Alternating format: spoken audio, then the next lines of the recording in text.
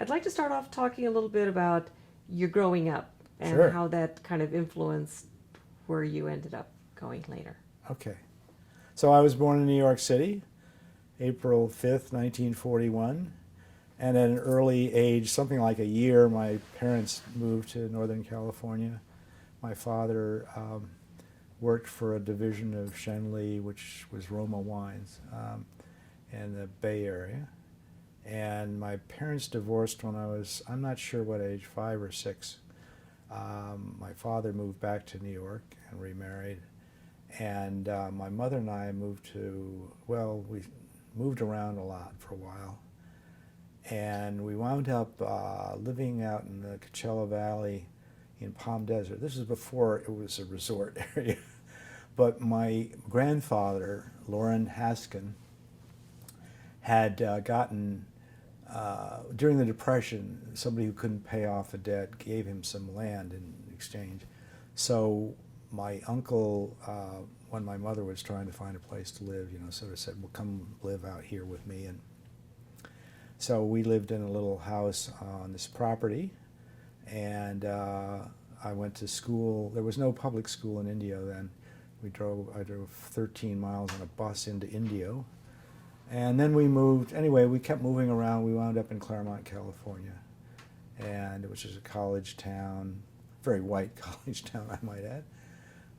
Except for, there was a Mexican-American population there. I remember playing baseball softball with them, with members of the community, and that was actually there was an education for me there because my mother would, she was sort of our sponsor. She took these white T-shirts. We didn't have uniforms in those days, and she cut out Ys. We were the Yankees, and blue Ys, and she sewed them on each of our T-shirts, so we had uniforms.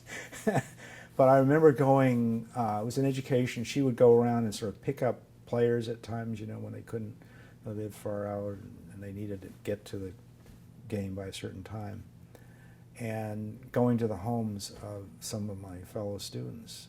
I remember Manuel Espinoza, and for me it was an economic issue. I said, wow, this is a lot of people living in this little house,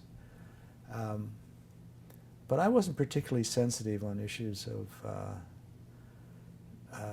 race or ethnicity at that age.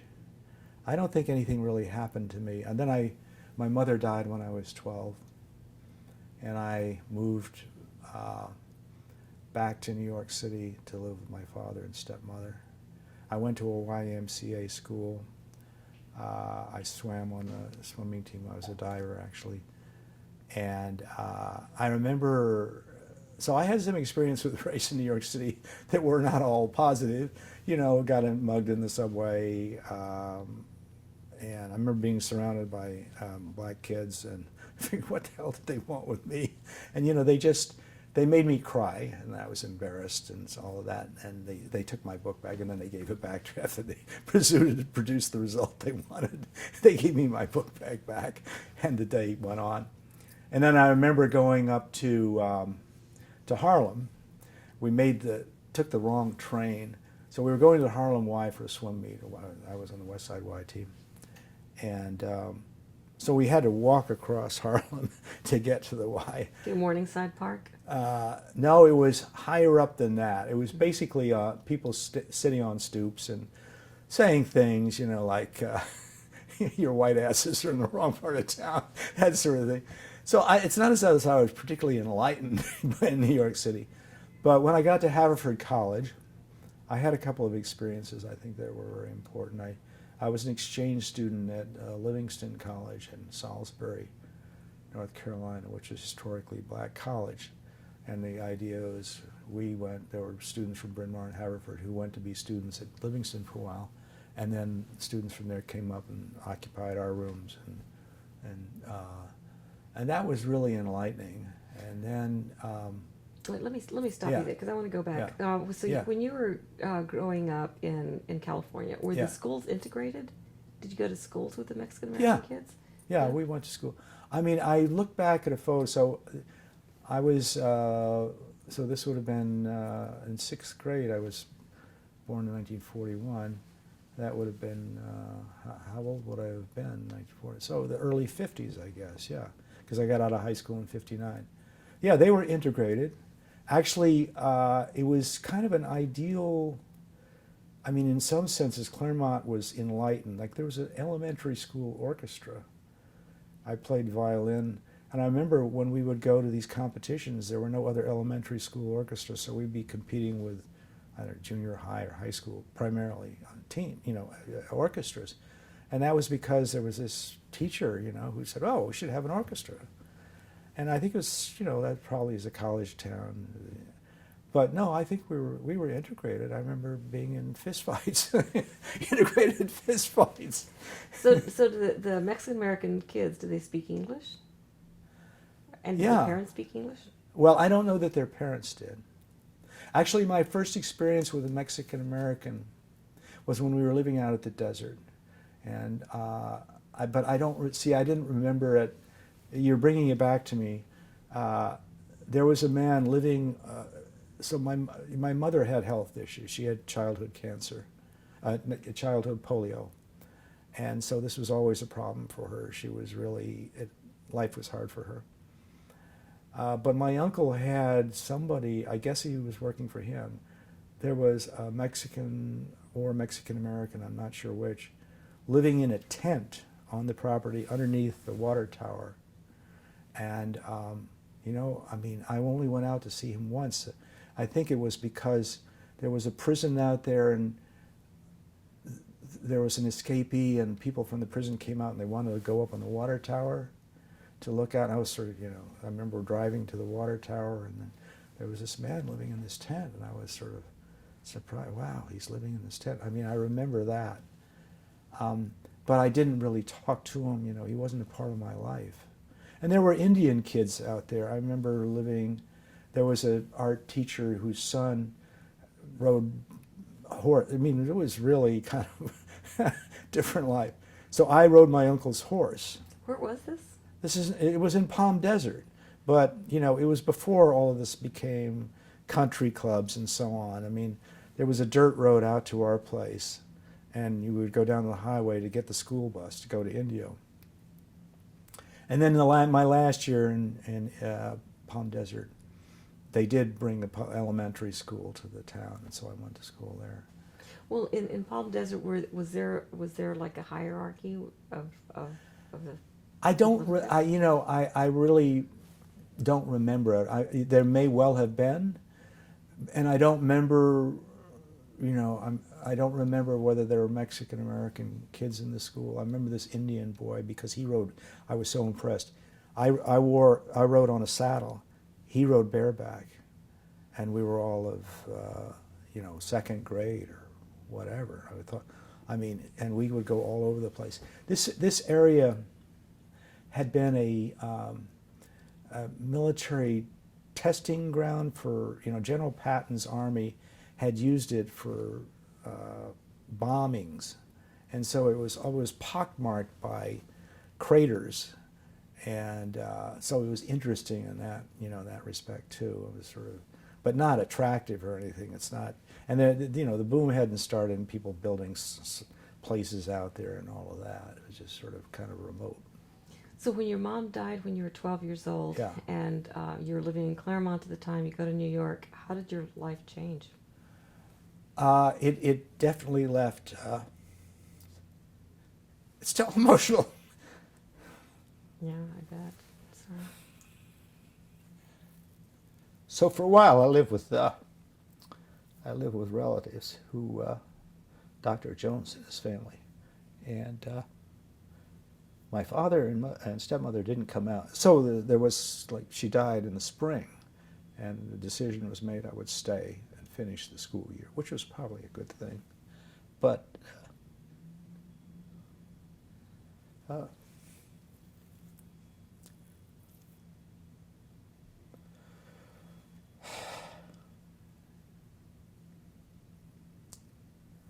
became very sensitive to time. Had a feeling I needed to accomplish a lot. Use my time wisely.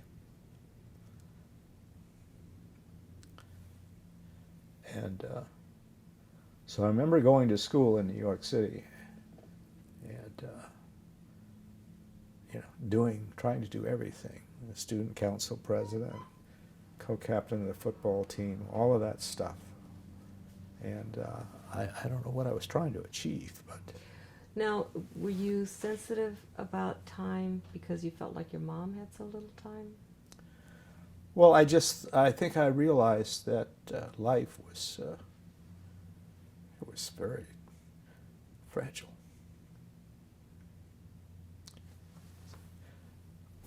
I hadn't thought about it that way. I was a kid, and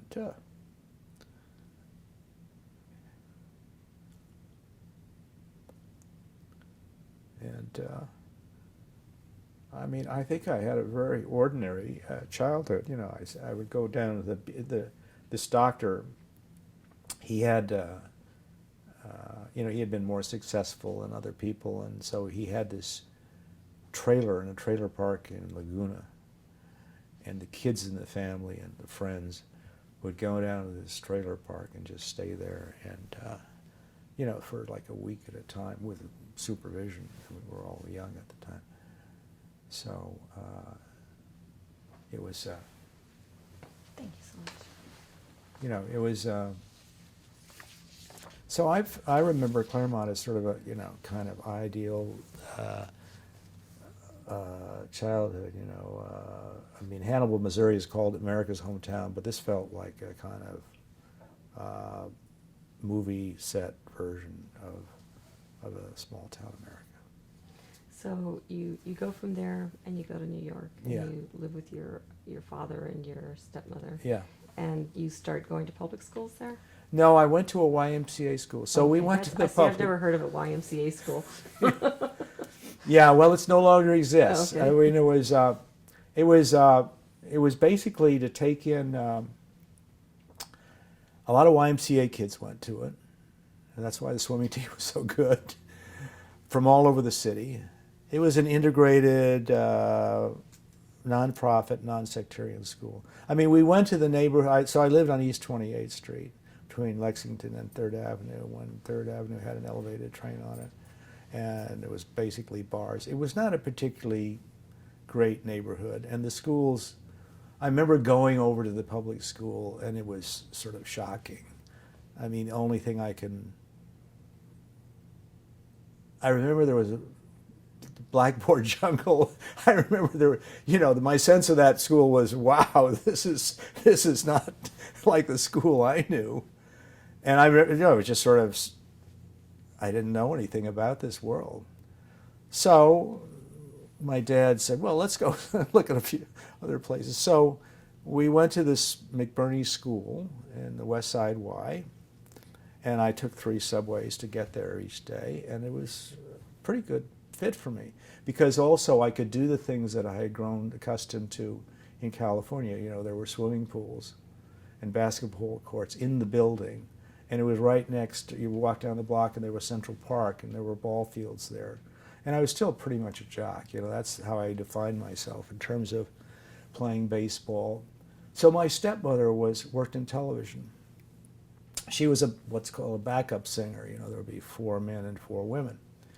And I remember, I still have the tape. So when I was 13, she was on the Arthur Godfrey show, and on the Christmas Arthur Godfrey show, he would invite all those people who were singers and dancers on the show and their children on. And, he would sort of grill you and say, what do you want to be? And so I've looked at that tape recently because my mother died stepmother died earlier this year. She was 96. And I'm saying, well, I want to be a baseball player when I grow up. Way. So that was my life ambition at 12 or 13. I really wasn't thinking very much about academics and things like that. So when how much did you identify with being Italian? That's a really good question. It was always something that interested me. What did it mean to be? Because on the East Coast. So on my grandparent Ghiglione grandparents, they lived here in the Bay Area when I was very young in Sausalito, in a little house on stilts. Sausalito was not fashionable then. I remember the railroad going by their little house, and there was at least a knowledge of the Italian community here in San Francisco, which spoke the dialect that my grandfather spoke, they were from Liguria, which is near Genoa. And also they had the prejudice of northern Italians towards southern Italians and Sicilians. And they would talk about, well, we emphasize education and industrialized north, and those southern Italians, they're only interested in they're laborers and so on. They don't emphasize education, and it's true. Education was very important in the family, but my grandfather was not particularly progressive or enlightened. So just to skip ahead a second on this. So when my father died, I was in law school at the time, and my stepmother's mother and my grandfather were living in this apartment in New York with her, and it was a very small apartment. There was a curtain down the middle of this bedroom, and my grandfather slept in one bed on one side, and my stepmother's mother was on the other side, and my grandfather drank too much, and so my stepmother had a hard time with it. So when my father died in my last year of law school, I said to my grandfather, "Why don't you come to live with me? I'm going to Washington, D.C. at a congressional fellowship." And he came to live with me, and so he was at a stage in his life. He was 88. It was talk about odd roommates. But it was wonderful because he would tell me a lot of stories. He would tell me the same stories over and over, but still, it's what you were talking about interviewing your father. It was a sense of the family history, and at that stage I became very interested in the family history, and so I didn't formally interview him, but I started taking notes, and then I would later go on. When he died. He died when I was in Washington. I sort of vowed I was going to try to go back to Italy, which I did do, and write about it. And the current book I'm working on has a good deal of stuff about the family history. Oh, that's very cool. So when you went to Haverford, right? And I don't really know much about. Okay, so Haverford is a Quaker institute. It has a Quaker heritage, and it definitely informs the whole feeling of the place. So, when I applied to college, I knew nothing about colleges. I applied to 2 colleges, Haverford and Harvard, and I was put on the wait list at Harvard, so that made my decision very easy. I went to Haverford, and it was a great place for me. But it was 450 students. It was. Can you get a Kleenex? Mm-hmm. It was all male. I saw your April Fool's newspaper. Oh yeah. They're all virgins. Yeah. Oh yeah, I got in a lot of trouble for that. Yeah, I had a very as a tumultuous editorship of the paper. But you started working on the newspaper, and that was I did, your and entree into that was journalism. clearly very. So I started in high school as a sports editor of the high school newspaper. Oh, thank you. Yes, I haven't cried about. That's funny. Bringing back my mother. Yeah, I'm sorry about that. No, hey, That's life. That's what. Yeah, that's life. So you were at Haverford and you started working at the museum. yeah, I started working on the student paper, and I decided, well, this is really interesting. So I tried. The newspaper fund was starting then, and Don Carter, I think it was the head of it then, and he said to me, it was like the first or second year, and I was looking for a newspaper that would take me, and I was like a sophomore at the time. I had virtually no experience except what I'd done on the Haverford paper. So I wrote to something like 60 newspapers. They either rejected me or didn't answer, except the Claremont Courier, which was a twice weekly. And the editor, Martin Weinberger, was a gung-ho progressive Democrat. So he paid me $35 a week, which was incredible.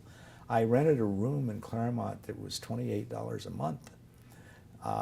So the newspaper fund gave me $500. I was making enough. I gave them the $500 back at the end and said, look, maybe if I give you this money, will you send 2 more students to Claremont? And we negotiated this deal. But it was a delightful experience for me, because Martin was so encouraging, and some of the interviews were a lot of fun. Claremont was a very interesting. There are a lot of interesting. So why would you send the money back and try to get them to bring to? Well, it was just I was sort of gung-ho romantic about journalism at the time too, and the paper. I thought it was a great experience. It was a great experience. I remember when I got out of college, I was an intern at the Washington Post. Everybody wanted to go to the Washington Post. But I thought after I'd been at the Post, this is not as much fun as working for the Claremont Courier. It was a large newsroom, people climbing over one another to get ahead, and a corporate culture encouraging a kind of competitiveness that maybe brought out the best in people, but I wasn't sure. It didn't bring out the best in me because, I was very competitive, so, I was working incredible. They paid you well. You were getting the union scale as an intern. It was craziness. But I was working long hours, but not feeling very confident, too, that I knew the community. Bob Kaiser, who had become managing editor of the Washington Post, was also an intern that summer. And he had grown up in Washington. And he really knew the city. And I just didn't know the city. Every day you'd get a different assignment, different kind of. One day it would be education, the next day, something, going out and interviewing something about air science balloons going up to measure things in the sky, and I was in over my head on some of those stories. And I didn't like that feeling of not doing good work, feeling that I didn't know the subject well enough. And you turn the story in, and there was no real, at this stage, it was early in internship programs, there was no sort of supervisor.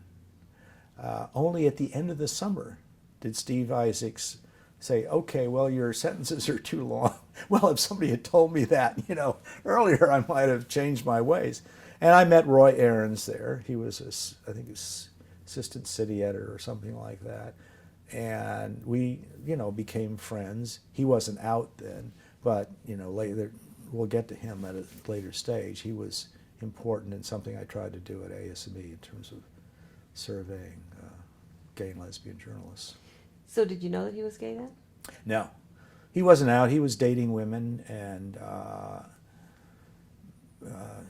masquerading, I guess you'd have to say. At the time of the Washington Post, what kind of diversity did they have there? I think pretty non-existent. I think there may have been one black reporter that I can remember. What years would this have been? So I got out in so it was the summer of '63, was the March on Washington summer. So, I had 3 civil rights summers in a row. In '63, I don't remember this, but a student of mine at Medill said, hey, I see there was a story that you wrote about the March on Washington, preview story. Well, I don't remember that. And I didn't remember it, but sure enough, there was a story there. But actually all I did on the March on Washington, which was not very triumphant, but showed you where the mind of the Post was. So they were worried about violence occurring, and also an inability to communicate with reporters out in the field. So they had a very carefully, pages thick plan for the March on Washington. And I was put in a van somewhere close to there were people marching by me all the time to get to the speakers and hear what was being said. But the whole idea was to be able to we could communicate. People could come to us. We had a telephone system in the van, and we could communicate back to the post. And so they were worried, that people would be cut off from reporting. They were worried about violence. And I remember also they had the count, how many people were in this. And I was sort of interested in this as a student, that they had, I guess they had taken a plane and they shot down on photographs of the crowd, and then they carefully blocked and measured how many people in blocks. And then so they were able to really see whether the police estimates were accurate or not. So were they? No, they weren't. As I recall, I don't remember whether they were up or down, but they were significantly different than what. How interesting. Yeah, no, that was important summer, not only because of. Well, you're talking about the newsroom, but I want to say one other thing about that summer. That was a summer that Phil Graham committed suicide, and Catherine Graham. The question in the newsroom was, "My God, a woman is going to become publisher. She'll sell the paper. She won't be publisher of the paper." And look what a great publisher she turned out to be, of importance in the history of journalism. So that was the real scuttlebutt going around the newsroom. It wasn't about things like the March on Washington. It was what's going to happen to the Post. It was in a competitive situation with the Washington Star at the time. So at the time in '63, was the civil rights fight, was that understood to be as big of a story as it is in retrospect, or was it just like one of other developing stories? Well, I don't remember it being the story the way I see it looking back, or the way it's now portrayed as a part of the succession of Voting Rights Acts and so on. For me, it was a very big thing. So there was only one African-American student in my class at Haverford. Jim McCrae was his name. And he and I roomed in Washington together during that summer. And that morning, he went off to the March in Washington and met Nancy, who would become his wife, a white woman. And I went off to cover the march. And but living with him was also part of my education, because I remember going to what did I know? We went to a barber shop in the neighborhood of the Alex Morgan neighborhood. And they said they wouldn't cut his hair, or they couldn't cut his hair. And, I at that stage was, indignant and, well, we're not going to get our hair cut. I'm not going to get my hair cut. You're not going to cut his hair. You're not going to cut my hair. And so we went down the street, and I think we went down 14th Street. We found a black barber shop. And they would cut both her hair. But they did a hatchet job on me, and I had to laugh about the experience. It was part of my education. So the Morgan neighborhood was a predominantly white neighborhood? No, I think it was Alex Morgan. I may be misstating the name of it, but so it was out by the zoo. It was a kind of, I think, on the border, but then we walked into essentially a primarily black part of Washington to make sure we got a haircut. And, Washington was the South, and segregated city pretty much. So were there restaurants that wouldn't serve him? I don't remember it. It's, I think he was much more sophisticated about race. His father had been dean at Lincoln University, a historically black institution in Pennsylvania. And he had gone to his parents insisted that he sort of desegregate the local elementary school. But his white teacher said something to him in elementary school that and Jim was not going to back off. He was fairly strong-willed and bright kid, and what the teacher said to him was wrong, and so he said something back, and the teacher sort of literally dragged him home and knocked on the door and said, to his mother some things about he didn't treat me with a proper respect and whatever, and his mother said, well, he's not going to be a student of yours anymore.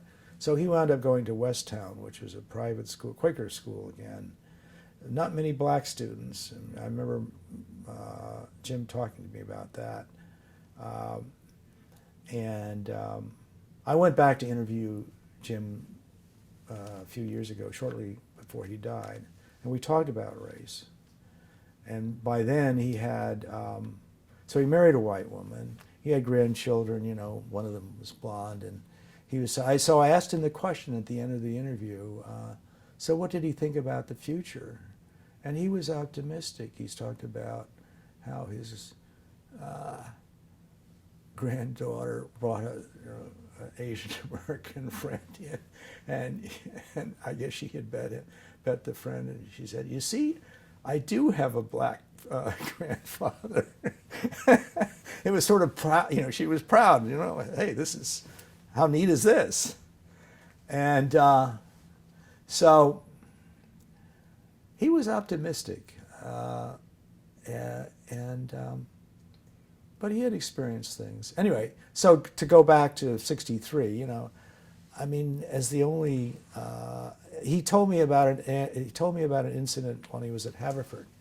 He went over to Bryn Mawr, the girls' college next door, to a mixer. Or no, he saw that in the old days before the digital revolution, there were these things called Facebooks, and there would be pictures of the girls, and you could look at the Facebook pages and see if there was somebody that appealed to you, and you could telephone them and see if you could get a date. And he called this woman at Bryn Mawr, and she gave him a date, and he talked about, to me in this interview, about David Broy, a student at Haverford, saying, well, you got this date, but you didn't tell her you were black. And he barked back, well, but when you called, you say you're Jewish? So he was, he was sensitive, but he wasn't obsequious or anything like that. So it was a good experience, getting to know him at Haverford. So would you say that he made you more aware of disparities? Oh yeah. So of course, our experiences were different, and also, well, did I mention that at Haverford? I went to I was an exchange student at historical back, and so that was also part of it. The other thing that was different about Haverford, and I need to say this because most people don't know about the Quakers. So they don't proselytize, but the college at that time had what was called fifth day meeting. And even, there were only like 5% of the students were Quakers. At fifth day meeting, it was a silent meeting. And you would sit there, and unless you were inspired by God to say something, you would listen. I never said anything. I've gone to fifth day meeting, I've gone to meetings since then, although I'm not Quaker, I still go sometimes. And at any rate, the Quakes the old guys would get up and say things about very spiritual things and meditating on the great things that you think about in life and death and all this stuff. But the students were thinking about civil rights at the time. This does bring back a memory, actually. And so, people would get up and say, well, what are we going to do about this or that? And one of the things that we did decide to do was we were going to picket the Woolworths on the main line because of the fact that they weren't letting black students sit at the lunch counters in the South. And that was an education for me, because when I was out on the street, in front of Woolworths picketing, people would go by and shout things, the F word and so on, and the N word, and you name it. So it taught me the sort of the intensity of feelings about race in a way that I didn't feel it on campus. I mean, it was a college community which was fairly enlightened, although we had few black students, few students of color. So at Haverford, it sounds like there was a real, like, enlightened social justice sort of. Very much a big social justice issues were very important to Quakers. If you look back in history, throughout history, not only questions, I mean, on the war and so on. When before I left Haverford, I remember the dean calling me in and saying, "So what are you going to do about the military?" I'm like, "Oh, what am I going to do about the military?" Well, that's not something I had thought about. And it was right before Vietnam really picked up. I mean, we were in Vietnam, but it wasn't the war then. And I said, well, I'm going to continue to be a student. And I didn't think of it as, avoiding the draft. But I think I knew at the time, if you stayed a student until you were 26, you were out of the Vietnam, or you were out of the military, your military requirement. That changed. It became much more, they started taking everybody, coming down and even if, so the Quakers made me think about a lot of things more deeply. And I was editor of the student paper and had a run-in with the alumni. The alumni used to put their news into the student paper. And there was a subsidy by the Alumni Association to the student paper. So one issue, I thought there was more very important student news. We would hold the alumni news until the next week. And the Alumni Association did not take kindly to my making independent decisions of that sort. I said there should be an alumni magazine because we have different purposes. And in the end, there was an alumni magazine, but they withdrew their subsidy. And Norm Pearlstein, who was editor of the paper after me, then went on to success at Wall Street Journal and Time Inc. as editor-in-chief of Time. He said, he always kids me, he says, "You were a great success as editor. You took a paper with thousands of circulation and drove it to hundreds of circulation." And that was true. I had to create new ways of raising the money to pay for the costs of putting out the paper. But it was a good experience for me. Also, I think it drove me to, I loved writing editorials and taking stands on things. And I think that's when I decided that I wanted to put out my own paper. And I think the experience of the Washington Post persuaded me that I was not a very good employee, that I was better on my own. And, I have sort of idiosyncratic, independent streaks. And it showed actually in terms of civil rights issues, too. You talking about the Freedom Summer of '64. You went to Mississippi? Yeah. So there was an alum of Haverford, Fred Rodell, who taught at Yale Law School. And he was all these alumni were jumping on me, and I was running all their letters to the editor. And he wrote a sort of love letter to me and to the paper, and we became friends. He said, "Just hang in there," and all that. And I really admired him. He taught a course about writing about the law for a lay person at Yale. And I decided, well, hey, that sounds pretty neat. I'll go to Yale Law School. Not that I wanted to be a lawyer, but I was inspired by, there was a New York Times columnist, Anthony Lewis, who wrote a book called Gideon's Trumpet. And he wrote about the law in a way that impressed me. So I thought, okay, so I'll either want to put out my own newspaper, or I want to become a legal reporter for some big city paper. So I'll go to law school. So I went to Yale. I'm sure I only got in because Fred recommended me. There were very bright people there. I always felt, what am I doing here? But it was a great experience, and one of the things that was great about it is that some other students and I decided to start something called the Southern Teaching Program. And the model was that we would teach at historically black institutions, primarily in the South, and then black faculty members who were working on their advanced degrees or wanted to start working on a PhD could take the summer off. The foundation would support their leave while we were teaching in their place to go work on their advanced degrees. And so I wound up at Rust College, Holly Springs, Mississippi, which was a United Methodist school. And it was very serendipitous. I mean, it was a wonderful experience for me. And there was another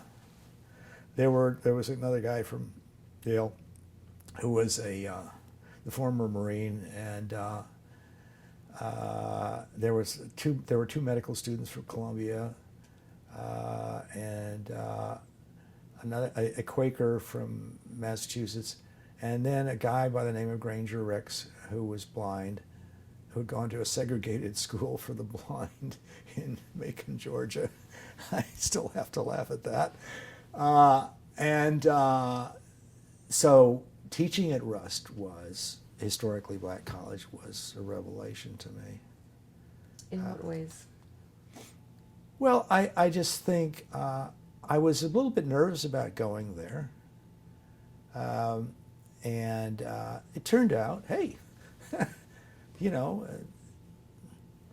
I'd been to Livingston, so I wasn't completely shocked. But I was nervous because that was the summer, if you recall, that Schwerner, Cheney, and Goodman were murdered, and we arrived, you know, right after that, and I think two of them were from New York, and I was driving a car with New York plates on it, and you know, I was conscious of being an outsider, and in a way, and the South at that time, you know, Holly Springs is very close to Oxford, and I had been reading Faulkner, and you know, the South was really a different world there. It still is a different world. And so I was a bit nervous about that. And I kept my car on campus. Did I tell you a story about what happened when we did go off campus? No. Okay, I told somebody this morning in anticipation of this. So one night, you know, it was toward the end of the summer, and we were getting a little bit cocky because nothing had happened to us of significance. And we had done three of us had done our preparations for the next day's classes. So we said, oh, let's go out to this roadside place to get a quick bite. And we piled in my car, three of us, and we went out to this place.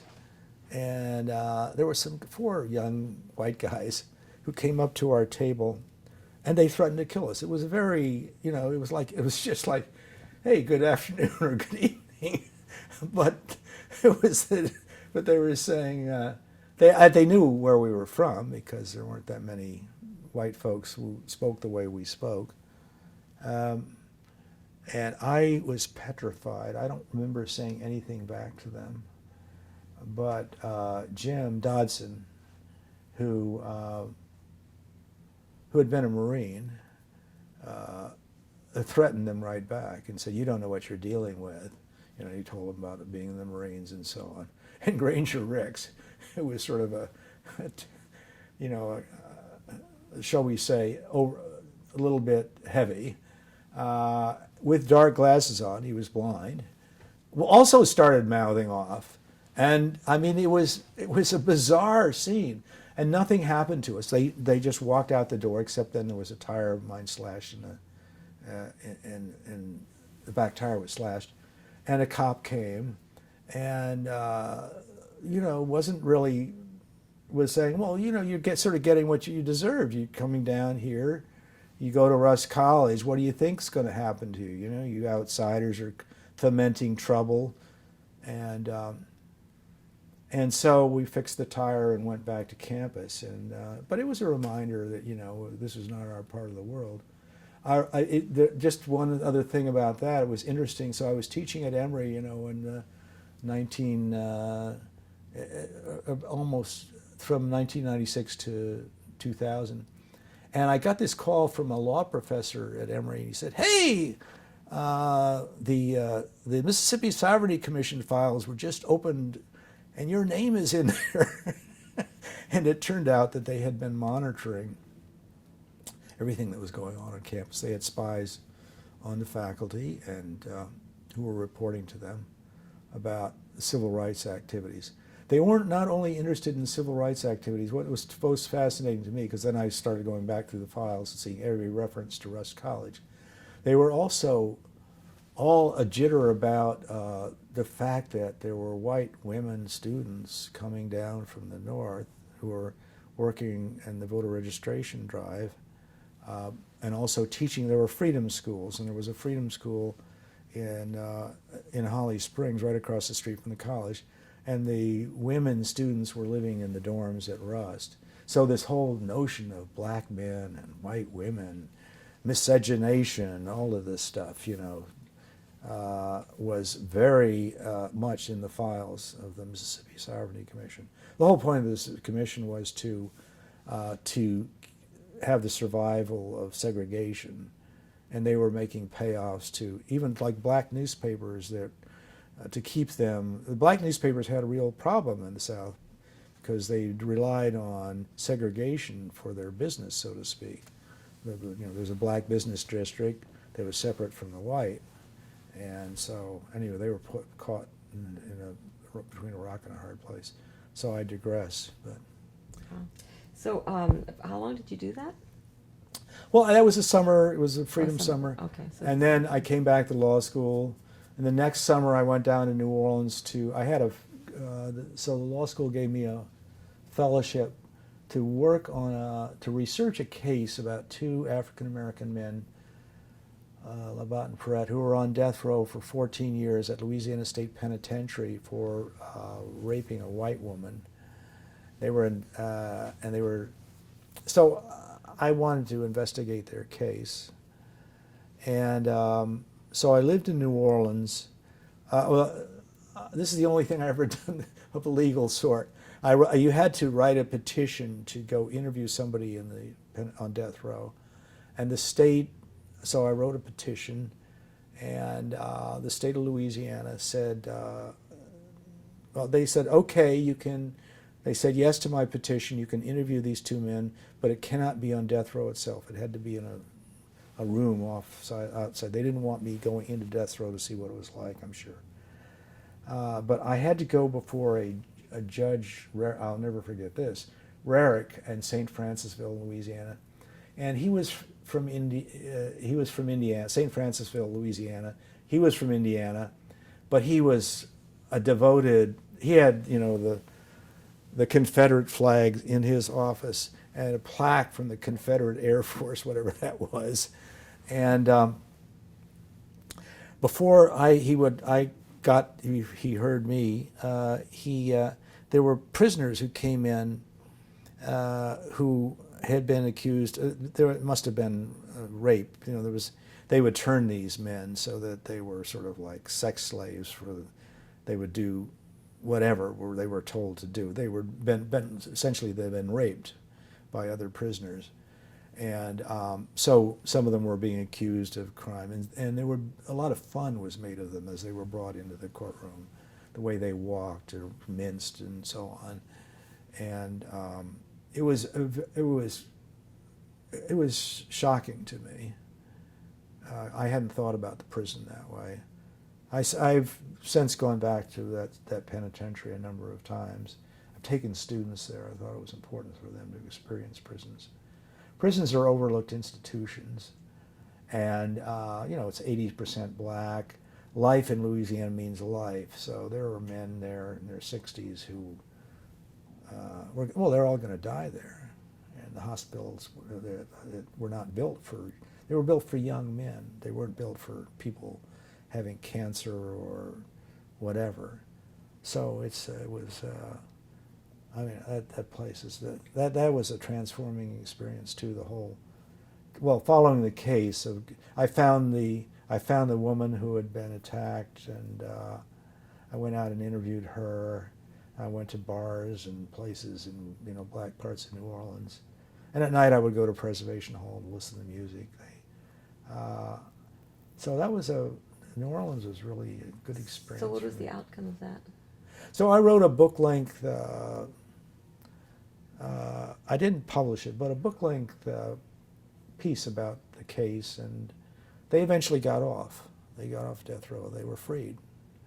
Were they innocent? I don't know that they were innocent. I couldn't be sure about that. I followed both of them afterward, because that's something that interested me. One of them I thought was back in a prison in New York State for rape or attempted rape, and I went to see him in prison. So my guess is that he was involved. The other guy, Labat, stayed free of trouble after that, and stayed and moved out to California. And I kept in touch with him. So I don't know. My sense of it is they may have been guilty, or one of them may have been guilty. I'm not sure. And I really had done a lot of work on the case, but these things are not often clear cut. But the point of it was that they got life. They got death. Oh, they got death. They got death. That They was got death row. I mean, that was what gets me. Well, that's what gets me about the system in Louisiana. I mean, to this day, there are particular counties in Louisiana where there's sort of a hanging judge, where most of the cases, death row cases, are coming from a couple of parishes in Louisiana now. It seems like you're making a direct link between race and their A sentencing, yeah, absolutely. So another case, when I was AS&E president, I went down to Louisiana. There was a journalist at Louisiana State Penitentiary who became famous. His name is Wilbert Rideau, Rideau. And he was also on death row. And he had virtually no education, I think, something like a 6th grade education. He tried to rob a bank at the age of 19, and he wasn't very competent at it. And he took 3 hostages. He wound up, one of them, they got out of the car, I don't know, he was trying to get away. People dispersed. He shot one and killed one and wounded another. He was sent to the electric chair, but he wound up on death row. It was an the justice system was always eligible for an overturn because all white juries, all white everything, complete fabrication of the system. I mean, it was all. So after 44 years, by the way, he got out too. He's living in Louisiana now. I've kept in touch with him when he comes to Chicago. We go out to dinner together and so on. But he turned around his life. So in prison, he started publishing The Angelite. And he did some, if you look him up, you'll see an amazing reporting. Won the Robert Kennedy Award, all kinds of awards. Angelite won, was nominated for Best Magazine of the Year in its circulation size numerous times. He did some reporting about Angle. It's just incredible, about sexual assaults, rapes, and so on. About the fact that when they were electrocuting, putting these caps on their heads, they were actually burning their heads and so on. He got the photos and ran the stories. So there are all kinds of journalists who were following his reporting because he was doing stuff that no one else was doing in America. And the warden at that time was letting him do it. He was letting him go to other prisons in Louisiana and report on what was going there. Anyway, I thought we should have a prison journalism committee at AS&E. And this is great journalism. There should be these kinds of journalists at every prison in America. So I said, let's establish a prison journalism committee, and we should have Wilbert Rideau come up to Washington and talk to us about what we should do. And I knew that the warden would not let him out. So I went down and I talked to the governor, who let me, let me come down and said, I'm going to be president of the American Society of Newspaper Editors. And you have this great example of journalism in America, and would you let him come up to Washington, D.C.? And he said yes. And so, and it was actually, it made CBS News. I mean, when Wilbert came into to Washington. And it was interesting, you know, he hadn't been out of prison. Well, he hadn't been out of the prison. So when he got to the revolving door at the hotel, he was sort of befuddled as to what you did, because he had not experienced one of those before. So so we worked together. I'm blanking on the name of he's a great Pulitzer Prize winning journalist in Philadelphia who headed the Prison Journalism Committee. And anyway, we did some pretty good work on prison journalism. And then Wilbert came back, and we had him speak before the entire convention. And that was a kick. That was that's when Roy Aarons revealed the results of his survey of LGBT journalists. Was that 96? It was 1990. 90, okay. And I had established a disabilities committee. There were several things that I tried to do in terms of diversity. So I'd like to ask you just a little bit about Haverford and you bringing in speakers, because it Sure. sounds like you brought in amazing speakers. So when I became editor of the paper, I realized that there was no journalism at Haverford. There was nothing in the catalog, no courses.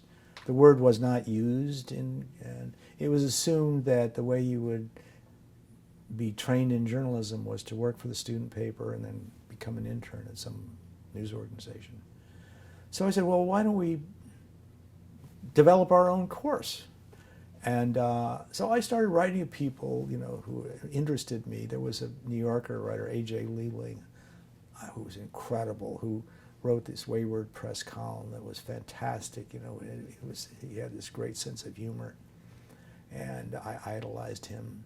And he said he said, I always had to start the letter, I have no money, but if you would like to come, you know, we'll take you to dinner and talk to, you know, the students. And so he said, well, I'm going down to the University of Pennsylvania, so if you can come over and pick me up from there, we'll go to Haverford.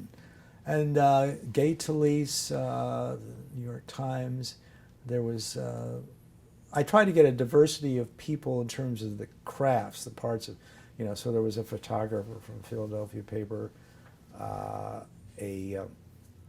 design person from Columbia University, and who was a kind of consultant on newspaper design, and sports reporter, columnist from the Philadelphia paper, Vic Navasky, who went on to be editor of The Nation, but at the time he was involved in putting a political satire magazine out called Monocle, and he had gone to Swarthmore, and I don't know how I got to know him, but maybe through Fred Rodell anyway, because he also went to Yale Law School. There were a lot of people who went to Yale Law School who became journalists. At any rate, so we had about 15, we had a full course, and a lot of people on that paper went into journalism. I think it helped, you know, stimulate it. So John Carroll became editor of the Lexington, Kentucky, Baltimore Sun, LA Times, won a lot of Pulitzer Prizes. Roy Gutman won a Pulitzer Prize for his coverage of the Bosnian situation. He uncovered these camps where people were imprisoned. He's still a great journalist. And Norm Pearlstein worked on the paper. And so I hope it helped. It was great for me. So what that kind of means is that you were reading pretty broadly. You were reading all kinds of magazines. I mean, and I was newspapers. interested. I was, you know, passionate about journalism, and also I'm a kind of history nut, you know. So I was reading about the history of journalism, and that interested me as well. So how much do you think that thinking about inviting these speakers from off campus, getting them there, how did that affect you later on in life? Yeah. Was it something that was like, you know, second nature to you? Well, I do think it's always been. So how can we reach out? I was thinking about during in ASNE, I said, well, why? So there are these minority journalist organizations. Why are we not inviting the people from those organizations to attend the board meetings of ASNE, for example? And I created something called the Task Force on Minorities in the Newspaper Business. It did not have a long life, but it was the same idea. What I said was, well, we have all these parts of the newspaper world. There's circulation manager and so on. What if all of them were brought together and working together on issues of diversity? Don't see it just as a newsroom issue, because it's not. It's that the public, it's the people throughout the whole company.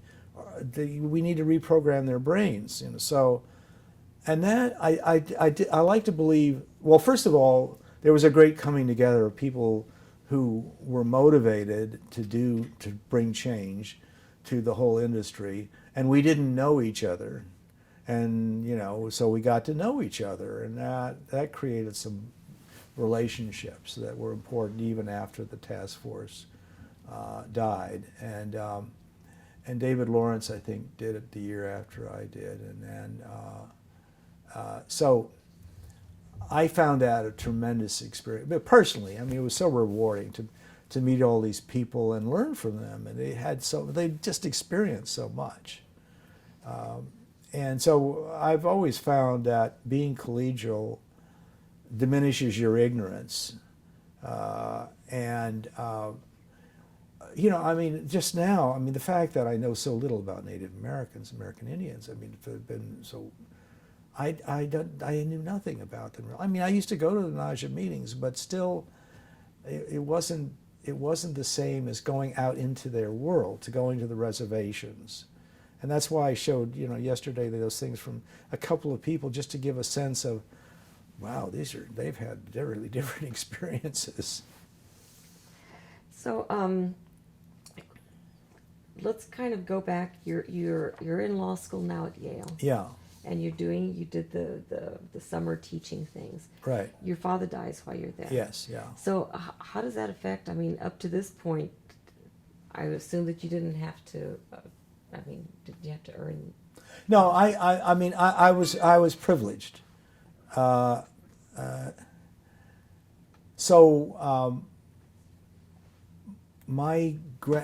when my mother died, I think she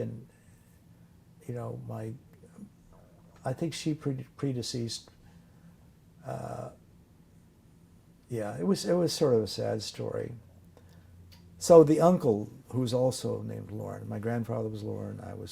And when we went out to the desert, I looked up to my uncle, who was Loren, as a kind of father figure, because my father wasn't around. And years later, the wife he had out there, I think there were mental issues. Anyway, she shot him to death. And so both my uncle and my mother died before my grandparents died. I always felt badly about that, what it would be like if all your children died before you died. And anyway, the one thing he left was money for any education I wanted. So I never had a problem. And I was very lucky that way. And there was a little money. So when I decided I wanted to put out my own paper. That was an education in itself. It took me... Excuse me, this is after you graduated from law school. Yeah. So I went to Washington as a congressional fellow. Mm-hmm. I worked for Robert Kennedy on the Senate side for half a year, and for Frank Thompson on the House side, and they were big buddies. Frank Thompson wound up going to jail. But the reason I want to work for him was because when I read the evaluations of by the fellows of the various people in Congress, he was the only person who would let the fellow sit in his personal office and listen to everything that went on. I mean, telephone conversations with Drew Pearson, who was a columnist at the time, who you know, raised, was always sort of investigative, and then Jack Anderson, his assistant, followed him. And then what he would do is that Frank Thompson would have the fellow serve as bartender. So you got to sit in on the after-hours drinking sessions of these guys. So you heard what they really felt like, what they felt. And it was an education. And then, so when I finished with Thompson, then I went over to Kennedy's office. So tell me a little bit about that education. What? Well, I mean, what was interesting to me there was that how collegial they were, even though, so he had a big buddy, a Southern representative, you know, by the name of Jones. I don't remember his district. And they clearly were not on the same political wavelength, but they were good friends, you know. And there was a kind of collegiality. I think that was good for me to experience, you know, to see how they, yeah, there was, and I don't know that that exists to the same extent today. I think it's probably a weakness of the system that there wasn't these opportunities to come together more. There's more of this, you know, well, you know what there is, partisan BS. And at any rate, I became sort of interested in Washington and said, well, okay, you want to put out a newspaper, so you're trying to figure out how to do that, because how do you buy a newspaper? That was really hard to figure out, because I mean, I'd never taken an economics course, and but my father had put out his own business, and my grandfather and great grandfather had their own pasta company. It went bankrupt, but you know, it was sort of part of the tradition that to be successful in life was to be your own boss. That was very important. It didn't mean you had to have, you know, big. It was just that you should be, that was a measure of success. And so it struck me that's something that I should try to do. That it was, you know, even the paper were a dinky daily, that would be better. And so I wanted to do that, but I said, well, okay, but Washington is kind of interesting. I at least should try to work in here for a year or so. So I went to work for this new agency that actually Frank Thompson was helping create, the National Foundation on the Arts and Humanities. It sounded sort of interesting to me. And I went to work for the humanities half, as it was like there was a small agency, 19 employees, and we were the Office of Planning, so we would go prepare speeches for the chair when he went up to the Hill to try to get more money, and it was an interesting experience. And then George Washington University was across the street. I said, oh, I'll take some courses on race, and I was interested, you know, trying to understand things more. There was a famous writer, his name will come to me, who was working at NEH, who was also teaching at Georgetown, Saunders Redding, African American writer on race, and he encouraged me. So, I mean, I had to register at a PhD program to be able to take the courses I wanted, but they gave me all this credit. They said, well, we should give you credit for your law degree. I had gotten, I forgot to mention it when I was in law school, my last year I also went over to the city planning school. I got a master's in urban studies because I was interested in cities. So they gave me credit for that. And before I knew it, you know, by the time I got up to Southbridge, Massachusetts, I had enough, I had credits. I mean, all I had to do was, I took the orals, and then while I was working, they called me and said, you know, you have the time limit. You have to write this dissertation within this period, or it's all but dissertation. So I said, oh, what the hell, I can do this. So between 10 p.m. and midnight, you know, I just kept working on the dissertation while I was putting out the newspaper. Well, I was young then, so I could do that. So at any rate, Washington was a great experience for me. But then I did want to put out a paper. But what I learned was that since I had a little money, but not much to interest anybody, a broker or anything, the brokers, newspaper brokers, wanted to bring together a sophisticated buyer and a sophisticated seller and have the transaction happen right away for the biggest price they could get. So I realized after dealing with brokers for about 9 months that I was never going to be able to buy a newspaper that way. So I had to figure out a way to beat the system. And my father had gone to business school with a guy who wrote a book about if you lose your job as an executive and how do you get a new job? So he had a system. He had we called it a broadcast letter. You write to the top official. You create this universe of possible companies, and you write this really great letter. You work on the letter for days, perfecting the letter, describing yourself, what you've done in bullet points. It's a very concise letter, and you're trying to get the interview with this top guy at the company. And I converted that letter into a letter that I'm trying to buy a newspaper. And I wrote to 250 very small papers. And he said, play the percentages. There will be, it'll take weeks, and all the no's will come in first. But you'll get about a 3% return. And he was absolutely right, I did. I got a 3% return.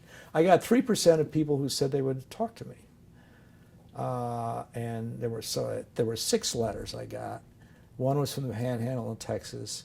So the closest one, the one I felt was, sort of easiest for me, was in Massachusetts.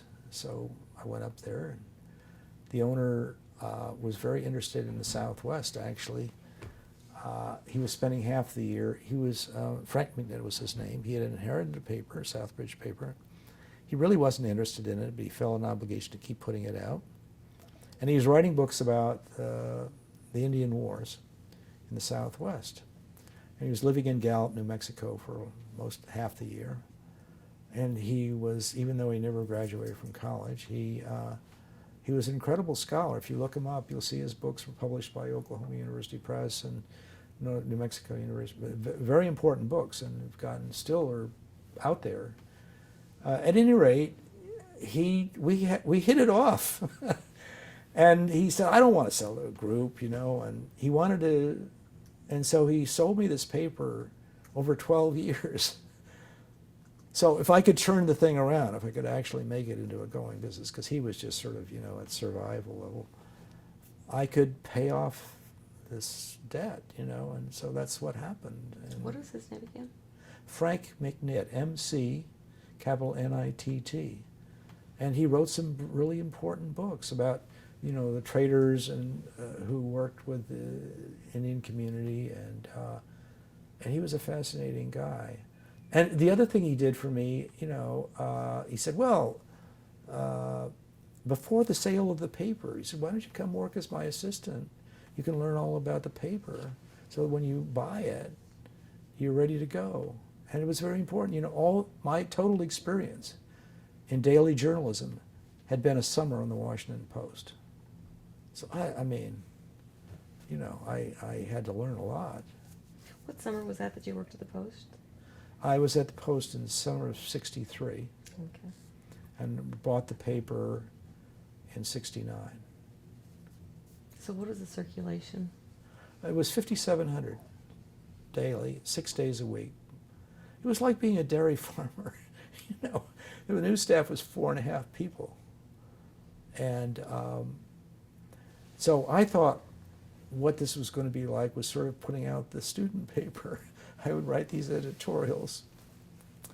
And I learned in the first week that I had to worry a lot about payroll. There were 19 people on the payroll, and the first week. So my wife came, and she worked in the advertising department, and I found myself being both, right after, I think within 3 months, the ad director quit, and we couldn't afford to hire another person, so I was both ad manager, editor, editorial writer. Well, it was a small operation. Everybody did multiple things. But it was very exciting to me, and I could do some different things that I wanted to try, and it was fun. So in 12 years you paid it off? Yeah, well, it took longer. I mean, the thing about putting out, so the press had been, it was a letterpress press, bought secondhand by the paper, manufactured, I found out, in 1911. It was ancient. It was falling apart. So there was always a kind of challenge of trying to pay off the debt, but also invest in new technology, to go offset, for example. Then we got into the printing business. And it all worked pretty well. We kept growing the company, and we bought other weekly papers around. because I learned that retailing was changing, and that the small town paper could no longer rely on the Main Street stores, because Main Street stores were competing with shopping malls, and then the shopping malls were being eaten up by the regional malls. And as retailing changed in stages, I had to rethink how to compete with the Metropolitan Daily from Worcester coming into the market with his own edition. And the only thing that I could think of was to put together a group of weekly papers in our tiny daily and offer a regional package that would get into the hundreds of, 120,000 circulation once a week, so that we could get the insert flyer business and so on. So I had to think not only about the editorial side, but obviously about the business side, which was a challenge for me. So we started talking about internationalization. We wanted to talk about South Africa. So tell me about this. Well, so at the three universities where I have had a career, starting in 1996 at Emory to 1999, and at USC I was director of the program from 1991 to 2001, and then at Medill from 2001 and to the present.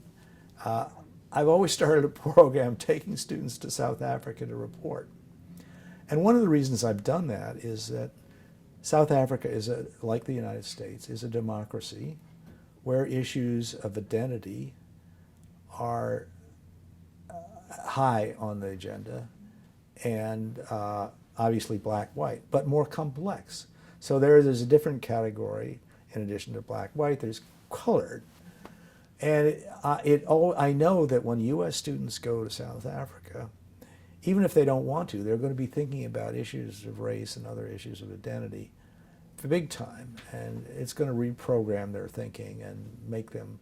And one of the questions I ask at the end of their reporting internship, I insist that they take a prep course about South Africa so that they begin to understand the history of that country and compare it to the United States. So, both were colonial powers where the Dutch and the British were there, and now, of course, you have a significant black majority, something like 90% almost, in South Africa. But I knew that it would be a great experience for American students, and I think it has been useful in getting them to think about the issues of not only in South Africa, the reporting they were doing there, going out into black townships and so on, but their understanding of themselves, their own identities, and what they were coming back to in the United States. So I'm proud of those programs, and they still exist, at least at USC. Ernest Smith has been running the program at USC. They did finally close the program at Emory, but they also closed the journalism program, so I don't know if they were related events. So I want to talk a little bit.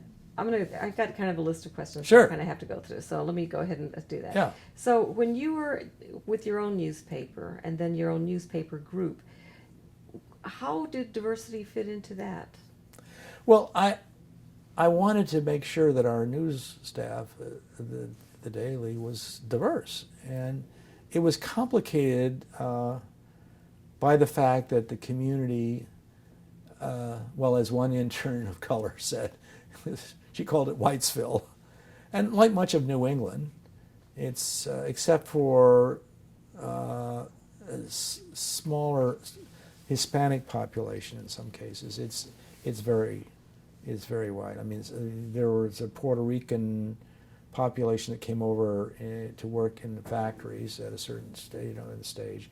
But other than that, it's been fairly white, and I needed to figure out how to deal with that, because it's not as if of the job applicants who were walking through the front door, I was likely to get any candidates. I wasn't getting any candidates of color, so I wound up essentially going out on the road and going to the job fairs at an ABJ, etc., an HJ, whatever. And also, as president of ASNE, well, actually as head of the diversity committee, we started job fairs, and we tried to put them all around the country. So at the most, we had 16 a year, and we were putting, normally the Dallas paper would sponsor one, and there were certain papers that we could count on to be pretty aggressive. The Globe would help us, Boston Globe. The first job fair was in Amherst, Massachusetts, which was out in the boonies, and we learned a lesson that was not where you put job fairs. It was at a university, so the costs were low. And fortunately for us, Howard University bussed up students. And so there were students who were hired out of it for internships and jobs. But we learned, we made a lot of mistakes, but we got better. Carl Morris was the staff director for the diversity committee, and he and I really worked together. And I would go to each of the fairs, and so I recruited. And I remember Ray Hernandez at the Syracuse Job Fair. He had gone to Pace, and I looked at his resume. He had not worked for a student newspaper. He had no clips. He had no professional experience. But when we started talking, he could tell me about the writing style of the New York columnists. And now that had never happened to me in any interview before. And he did show me a sample of his writing. Wait 1 second. Let's Yeah. this. I don't know where that bell is coming from. Boy, is it loud. It feels like it's coming from this building, doesn't it? Yeah. Oh, it's the church right there. That's what it is. Oh, yeah, yeah. It's weird, 10 minutes after the hour. Yeah, exactly. That's what I was just looking at my watch too, yeah. Well, hey, it's a church, you don't count them. They don't have to be on time. I guess it's, religious standard time. They don't care. 10 minutes late. Because they just hit 12. Okay. Maybe there's a wedding or something.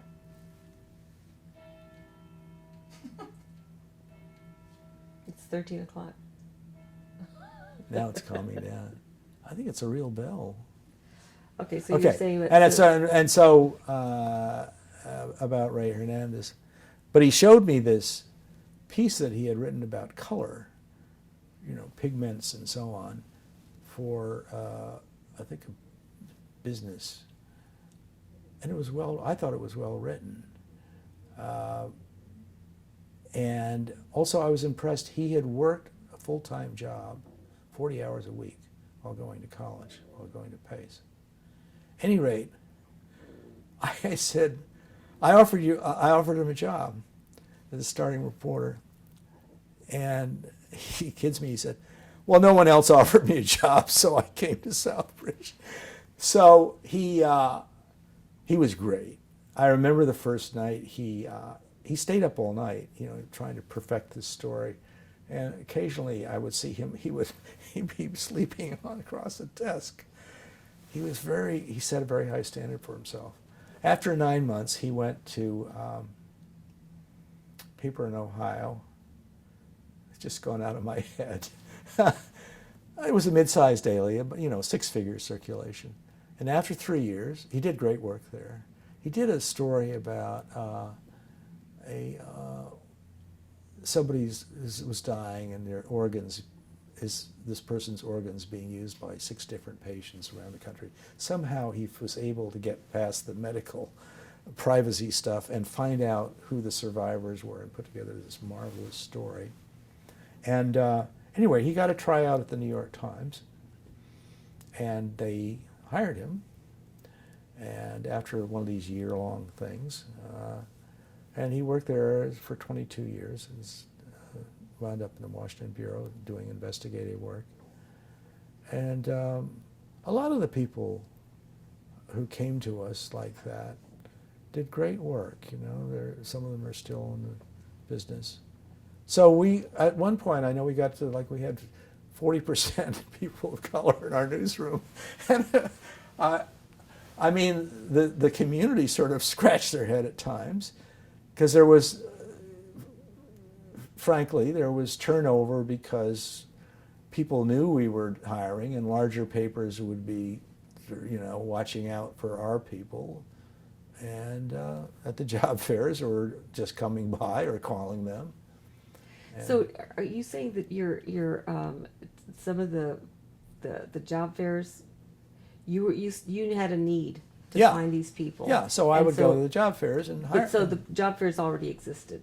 Yeah, well, some did exist before the AS&E fairs. I think I remember going to hiring 2 African American reporters at the same fair, and it was in Cleveland or someplace like that. And for them, it was a real sort of gamble. I think, coming to Southbridge, but also people knew me in the business and they sort of vouched for me. The president of NABJ at one point was, I'm just blanking on his name, from Louisville. Anyway, people were nice to me, and they, so I wound up hiring a lot of people at fairs. I think the AS&E fairs came after some of the minority journalism organizations started fairs, or at least NABJ had one going, I think. So how did that affect your news coverage? I think it enriched it. I remember Ray's doing a piece on, so we had a white reporter, who had done a series on the Puerto Rican community in town. I wanted to have a series on each of the ethnic communities, racial communities, whatever you want to call them, in Southbridge. I found it a fascinating community. It was a factory town where American Optical, at one point the largest ophthalmic manufacturer in the world, in a town of 17,000, it had 6,000 employees. Some of them were outside in the world.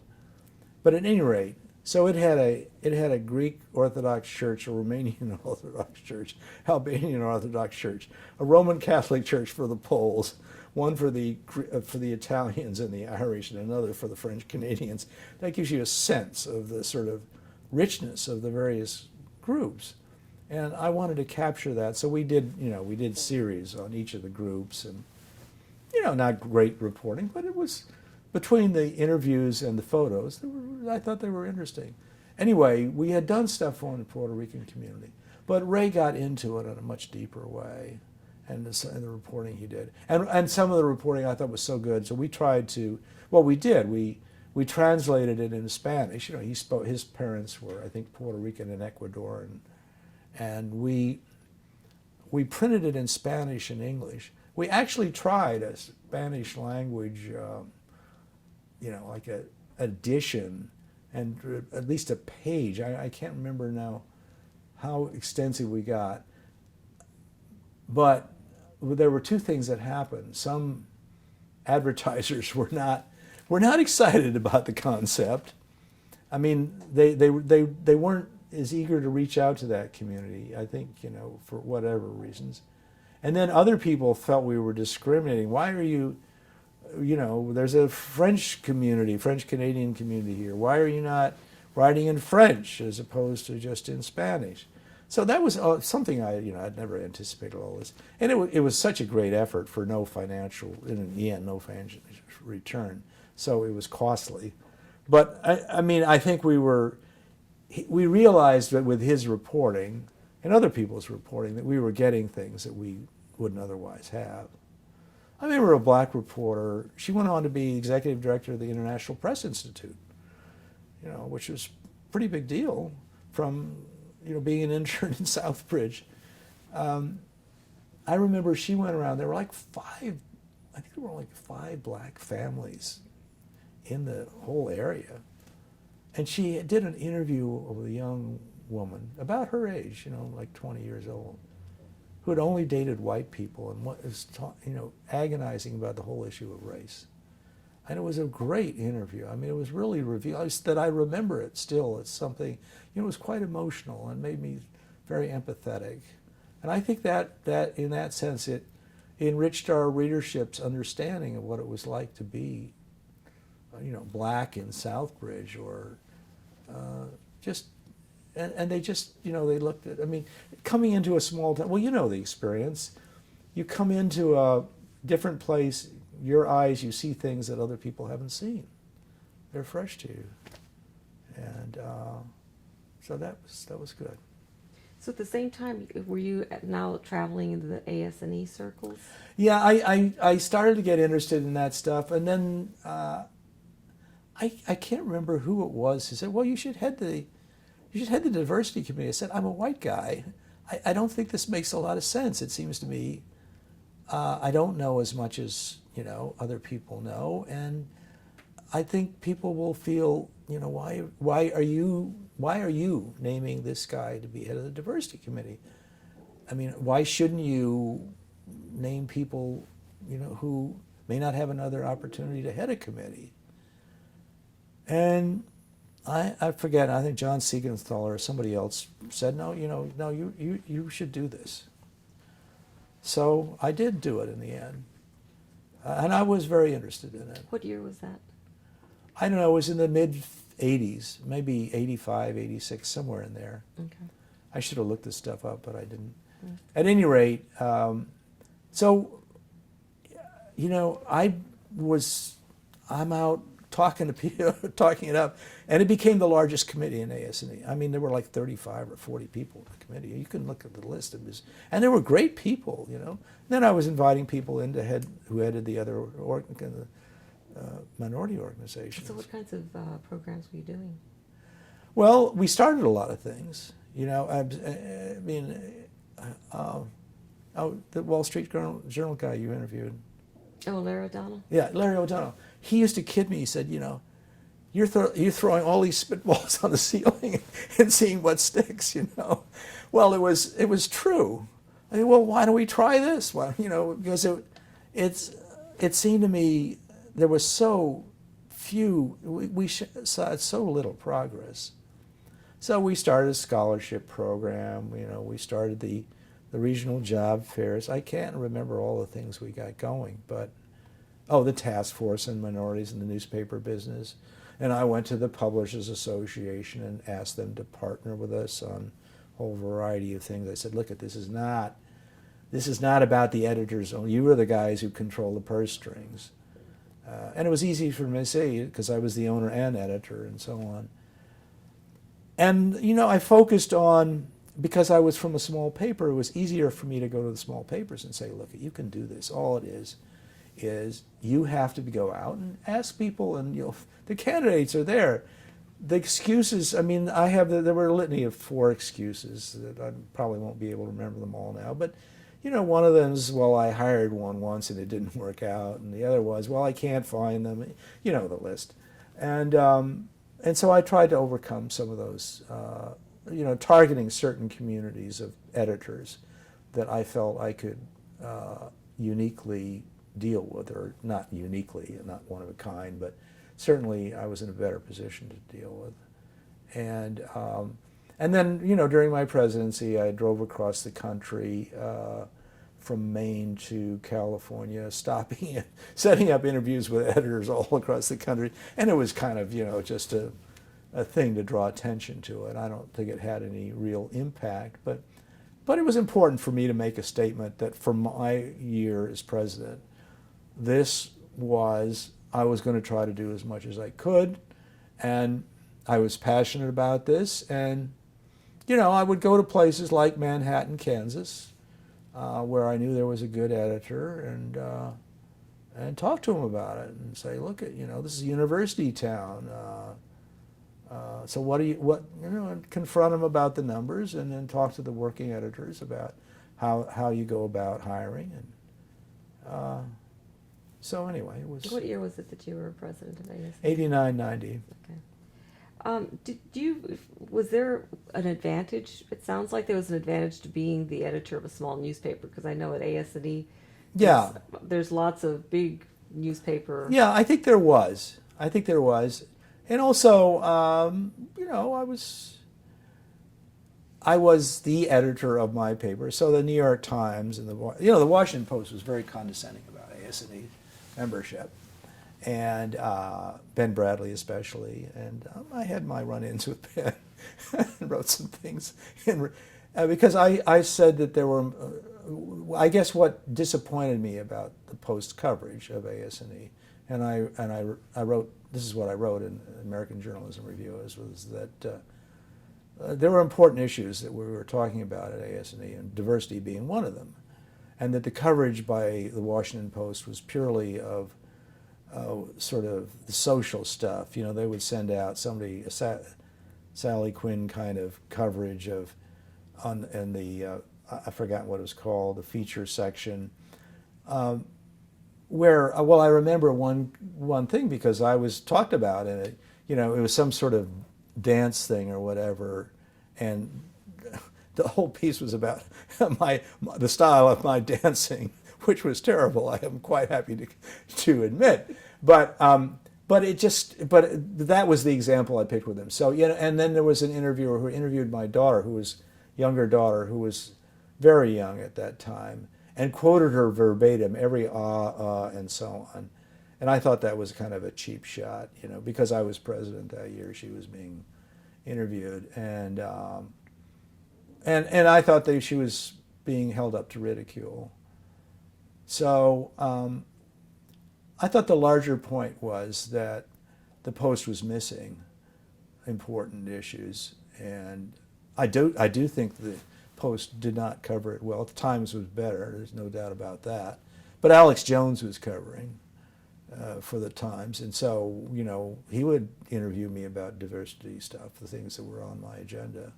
Was diversity the hallmark of your presidency? I suspect it was viewed that way, although diversity, so I established several committees. Well, there was the prison journalism effort, and there was a disabilities committee. I had somebody from Gallaudet come speak, and that committee was very active. They did a lot of good work, I thought, because I thought there was discrimination against people with disabilities in newsrooms. And then I think it was Human Resources Committee, did this. I asked them to do a study of gays and lesbians in newsrooms, and Roy Aaron's work there was pioneering. There's no doubt it had a real impact, because after he did that survey, then he turned around and started NLGJA, and actually he invited me to come out to be be a moderator of a panel at the first convention, which was here in San Francisco, which was an exciting event. I mean, it was incredible, because I was going to all the minority journalists conferences by then, you know, on a regular basis. And so it was sort of fascinating for me to see people of color at the NLGJA convention, to see them in a different way, identifying themselves in a different way. So they had been in the closet, you know, as being gay. You know, and whether it was Tom Morgan or somebody else, I mean, I can't remember the people who were, but I mean, it was, you know, oh, you're also gay too, you know, it's just different. Yeah. Do you feel like there had been the same discrimination against gay and lesbians? Yeah, oh, absolutely. I mean, but I remember one of the most fascinating conversations was at a AAS&E Diversity Committee meeting that Felix held, and it's here in San Francisco again. And so the debate was, should AS&E focus on diversity beyond people of color? And Dorothy Gilliam and Milton Coleman, both at the Washington Post, took opposing views. Dorothy Gilliam saying we shouldn't, you know, focus on the discrimination of gays and lesbians until we completely address the issues, satisfactorily address the issues that people of color are dealing with. And Milton was arguing the other side of that. I was on Milton's side on that. I felt that you just had to take the high road on all discrimination against women, against gays and lesbians. It was a civil rights issue. The same, you know, whether. So you just couldn't do what Dorothy was arguing for. Have you seen the coverage of gays and lesbians? Have you seen improvement in the coverage? Yes, I have seen improvement, and it's Can you one of the factors. Well, I mean, if you look at the way the New York Times referred to gays and lesbians,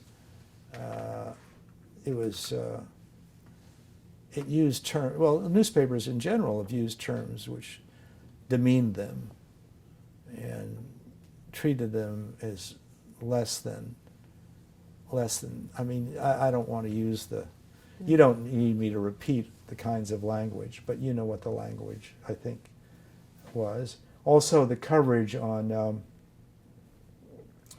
I mean, the Times and other papers have been behind on women adopting a term like Ms., you know, like they're 13 years behind AP or something like that. They were behind, but they were fairly unenlightened as a news organization when A. Rosenthal was headed on a whole variety of issues, and you know the lawsuits involved and so on.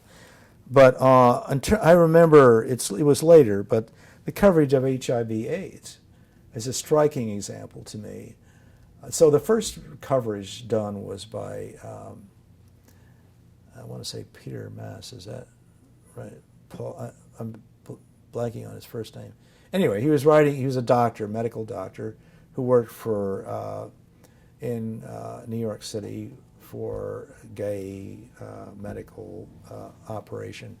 But he was writing for alternative papers. And, you know, he was running across these patients.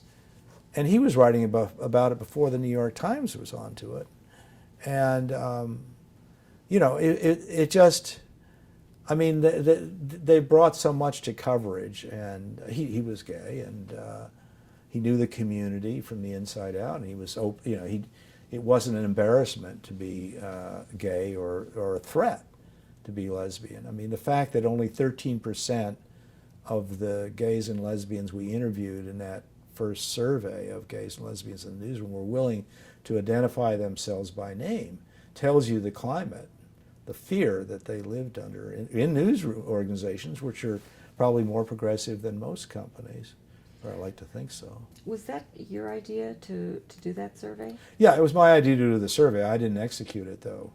Roy was the guy who did it. I mean, because there had been a survey for a long time about the number of minorities in the newsroom, right? Yes, there had been a survey, but there hadn't been any. Well, you know what it had been. It didn't involve gays and lesbians, Right. But again, it just struck me, and also I thought the time was right in terms of the organization. Lee Stinnett, who was closeted most of the time, but he was the staff director of AS&E. He was gay. And I talked to him about it. I said, you know, how about doing this? And you know, I wanted to have his buy-in too, because essentially I would have to delegate it to somebody, and he would be the connecting point between the internal staff and whoever was running the survey outside. And so Roy signed on, and that was crucial. But there was also a good head of the Human Resources Committee who was, you know, it was his committee. And he was the editor of a paper in Connecticut, the New London Day. I'm blanking okay. on his name, but anyway, Reed McCluggage. I'm sorry. Oh, I remember Reed McCluggage, and he was enthusiastic too. So a number of us. It wasn't, you know. I mean, I think the time was right. Did you get any pushback for that? I did get pushback from, from some editors who wrote in. What was their criticism? I think they're feeling that that this wasn't the appropriate work of AS&E, and that, and again, it was a statement about gays and lesbians, that these are, you know, next year going to be asking us, I've forgotten who was next, but, you know, to be concerned about pedophiles, and, you know, suggesting that these people were all criminals or offenders, sexual offenders. That to be gay was to be a threat to children and the moral values of the society. So you were you had the newspaper group from what Right. year to what year? From 1969 to 1995. Okay, and then in 1995. We got out, and it was getting tough. And the business was tough for us. we had gone into printing other people's papers, and also, like for the Boston Globe, we were inserting all of their flyers, you know, pre-packaged, and it was a big business and competitive, and I didn't have the, you know, and I was paying off $1 million on a new press, and it was more than I was able to handle when the economy started to go down. And also, I was not good. The person who came in after me, you know, who took the company, cut the staff by like 35%. I was just, it was hard for me. I knew these people, you know, he never moved into the town. I lived in the community, and I just couldn't bring myself to be as ruthless as I really needed to be for the company's sake at that time. And you know, it was a lesson about me. I mean, I think failure in that sense is you learn a lot of things by what you do and your mistakes. But from the sense of the company, it was a mistake. But in another sense, though, for my life, it was great because I've had a second career that I also loved as passionately as I loved newspapering. And I spent a year, I forgot to mention that during my year as president of AS&E, I was guest curator for a Library of Congress exhibit on the American Journalist, Paradox of the Press. And that had been funded by the Gannett Foundation, which became the Freedom Forum. And they liked the exhibit, except that it was only up for several months. And they got the idea of the museum. I mean, Charles Overby used to say to me, well, you were the grandfather. You know, okay, Al Newhouse is the father, but you're the grandfather because you did this exhibit, and that really excited us and of the museum. And so they hired me, they wanted me to be a consultant to work for them. So when I left the paper, I worked for them for a year on the history part of the museum.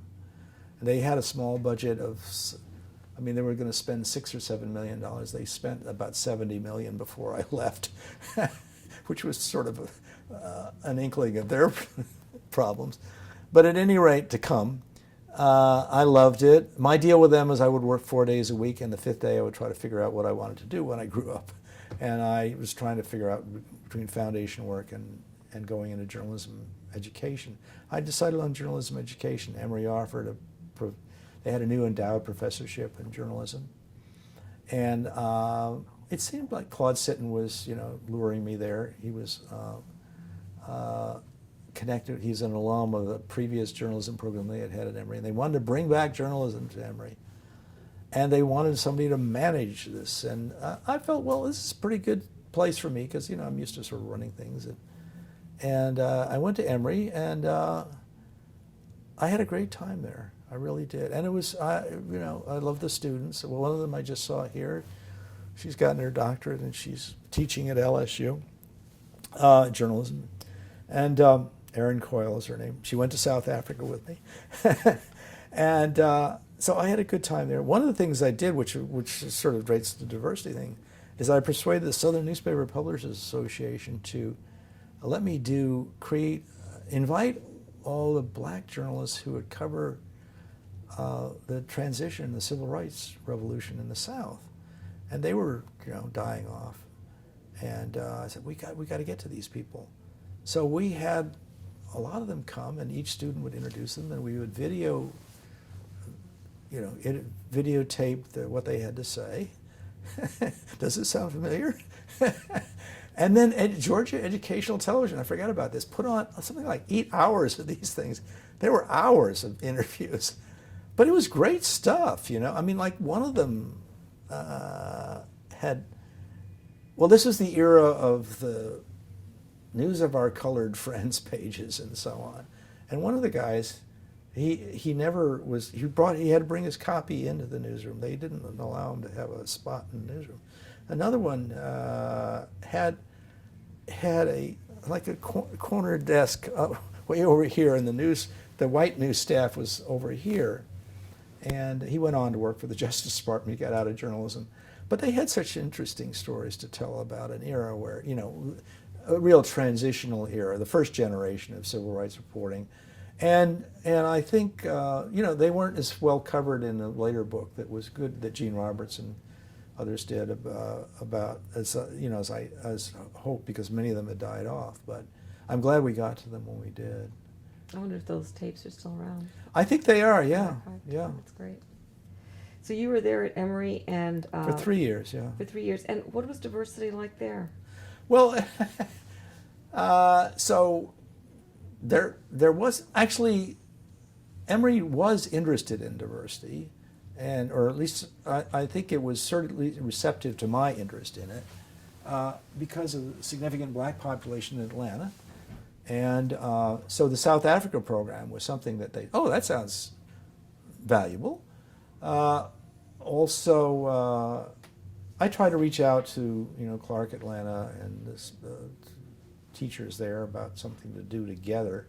I could never really, I couldn't pull it off, and I think it was just the imbalance of resources. We had a lot, they didn't have anything. So it was hard to be partners with them, and the teaching load on faculty at those institutions was incredibly high. So I couldn't, in fairness, ask them to do anything because they were overwhelmed, and I didn't feel right about it. Archbishop Tutu from South Africa was at Emory at the time. So we had I remember we had a little presentation at the library, a exhibit about young South African journalists. I wrote the bios of these 10 journalists from South Africa and our 10 students going to South Africa. And we put up work on display in the library. And Archbishop Tutu came to introduce it all. So there was a big crowd, we had some wonderful experiences. I guess the interesting thing in terms of diversity for me was trying to hire, so I wanted to hire diverse faculty. And Nathan McCall had been a reporter at the Washington Post. And he also had shall we say, an interesting history where he had been, before he came to the Post, in prison. So he was a controversial hire for me. I had checked him out by, calling Bob Kaiser and others at the Washington Post, and they said they thought it would be good. But Claude Sitton was not happy about him, and in the end, that was part of my leaving Emory. But I had other people, Sidmel Estes Sumter, who had been president of NABJ. She became my broadcast journalism professor part-time because I had no budget. But Nathan McCall was my first hire. Did he stay there? He's still there, not teaching journalism. The only way I could hire was he had to be, as I recall, I may have this wrong, but I think I'm right, I could only get 1/3 of him. So he was 1/3 African American Studies, 1/3 creative writing or English department, and 1/3 journalism. And I think in the end, he gradually moved out of journalism, after I left. But, and he did a good job. He also went to South Africa with me. And I felt he added a lot to the program. But he was controversial. Also, because I want to be candid about this, he wrote a autobiographical book in which he talked about assaulting women, and women on the faculty were saying, should this guy be on our faculty? And I realized there were going to be issues, but I felt that he would be a good faculty member. It was a call, and I made it, and I think he has been. So. So did Sidden give you an ultimatum about getting rid of him, or? No one ever said it that way, but I was used to being an independent person, and Claude he envisioned the program differently. In fairness to him, his concept initially was for specialized reporting on science and other areas, that we would be training bright people to do specialized reporting. But when I got there, and I wasn't opposed to the concept, but when I got there, when I got to know the students, I realized that they weren't in a position to focus on specializations. This was their first experience with journalism. And so it wasn't a major, it was a minor, or in the end I managed to also get it to be a co-major. But, so I explained that to him. But he felt that, that what he had made, I guess more or less promises, he felt, to commitments to the Cox family foundation, the family that owned the Atlanta Journal-Constitution and the dominant television station, about the kind of program. And that's what he wanted too. But I didn't feel it was appropriate. In the end, I felt strongly that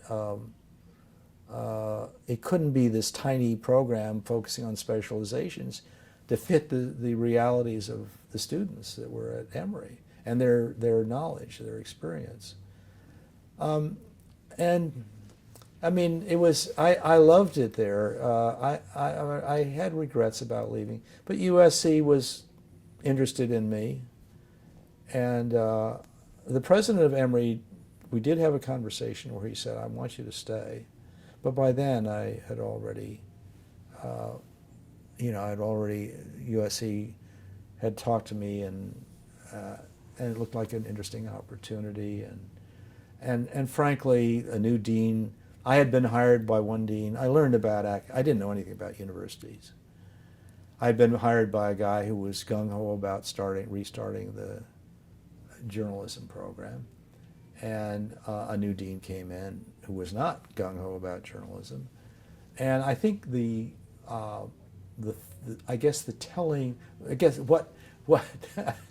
so I was working very hard on this. I was very enthusiastic about it. And I went to the Knight Foundation and wanted to get one of the Knight chairs at Emory. And the first time around, we didn't get one, but they encouraged us to come back. So I went to the new dean and said, hey, we could get one the next time, and he didn't want me to pursue it. And I took that as a strong signal. So that's that was really, it wasn't, in fairness to Claude Sitton, that was probably more of an issue. I felt I could have dealt with Claude's criticism, and we were both stubborn as hell. Claude was tough civil rights reporter in the South, no nonsense. But I was pretty, I was pretty resistant to when I felt I was on the right track. So, but anyway. So USC called, and Yeah. And they said come. Come, and so there was sort of a repetition. I tried to hire diverse faculty. I know there were like 4 reporters of color that came in at once. I can remember Laura Castaneda is still there. Bill Sellis is still there, I think. At any rate, I was only there 2 years, but tried to have a more diverse faculty and introduce introduce reporting programs in other places in the world, in Mexico, Hong Kong, South Africa, and London, those 4 places. And those were sort of, spitballs against the ceiling too. I didn't know that all of them would survive, but, and I think the Mexico program did not. But South Africa and Hong Kong did, and I suspect London did too. I know South Africa is still going. So then Northwestern calls you. Yeah, well, yes. I mean, so I was running out. So the reality of academe is that you have so many years as a candidate for various things.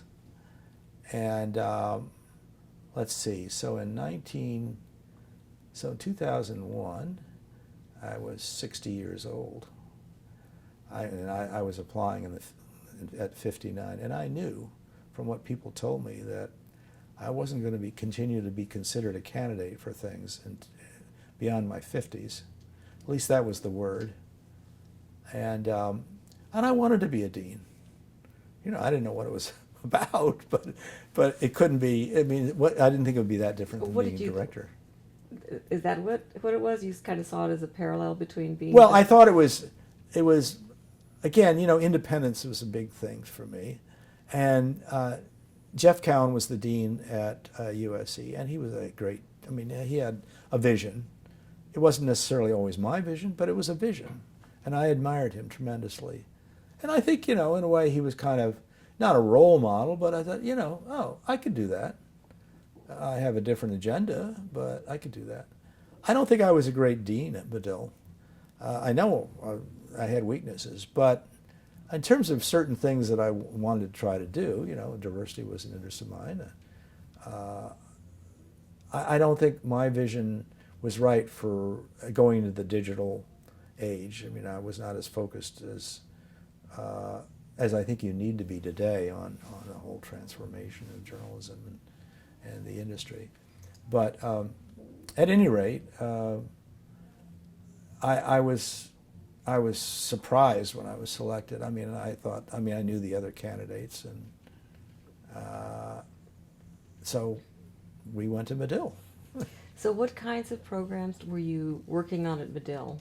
Have you worked on Medill that further diversity? Well, I tried to, first of all, promote women and people of color into administrative positions. As associate dean, I had Ava Greenwell, African-American woman. And Ellen Shear in Washington was a assistant dean. There was another woman who was an assistant dean. And I wanted to change the sort of, there was some resistance, frankly, from the administration above me, from the provost. Why are you having all these people with these titles? And they were doing the work, that's why I felt. But there was some sort of, you know, I don't know why, sort of notion that you shouldn't have so many, because you only have so many deans, people with these titles. At any rate, so I tried to do that in terms of making sure that the administration was not just white males.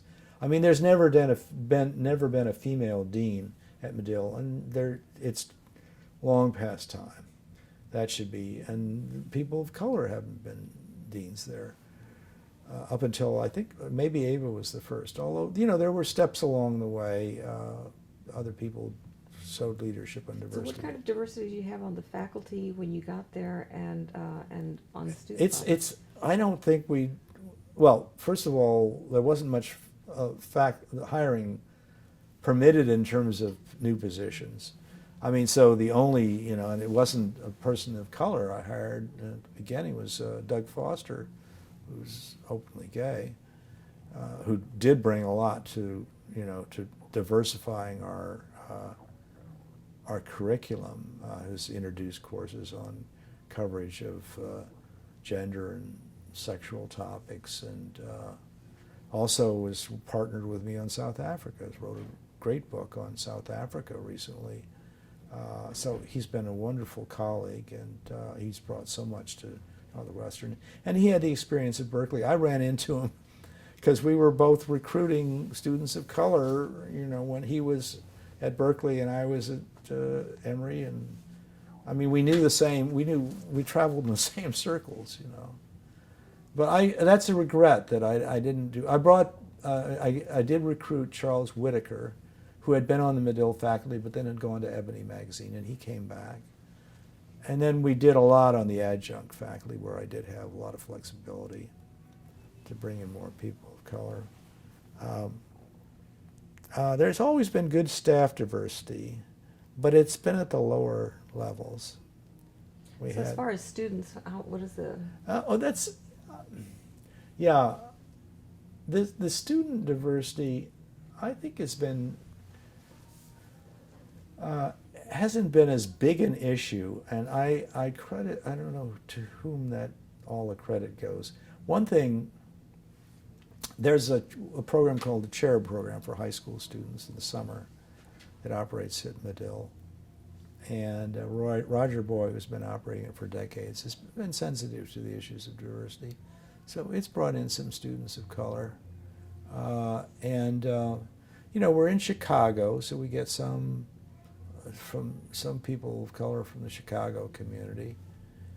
But I think more could be done there. I mean, so at one point I was the advisor to, so the Hispanic students wanted to have it become a student chapter for NHJ, and they knew of my interest, so they asked me if I would be an advisor.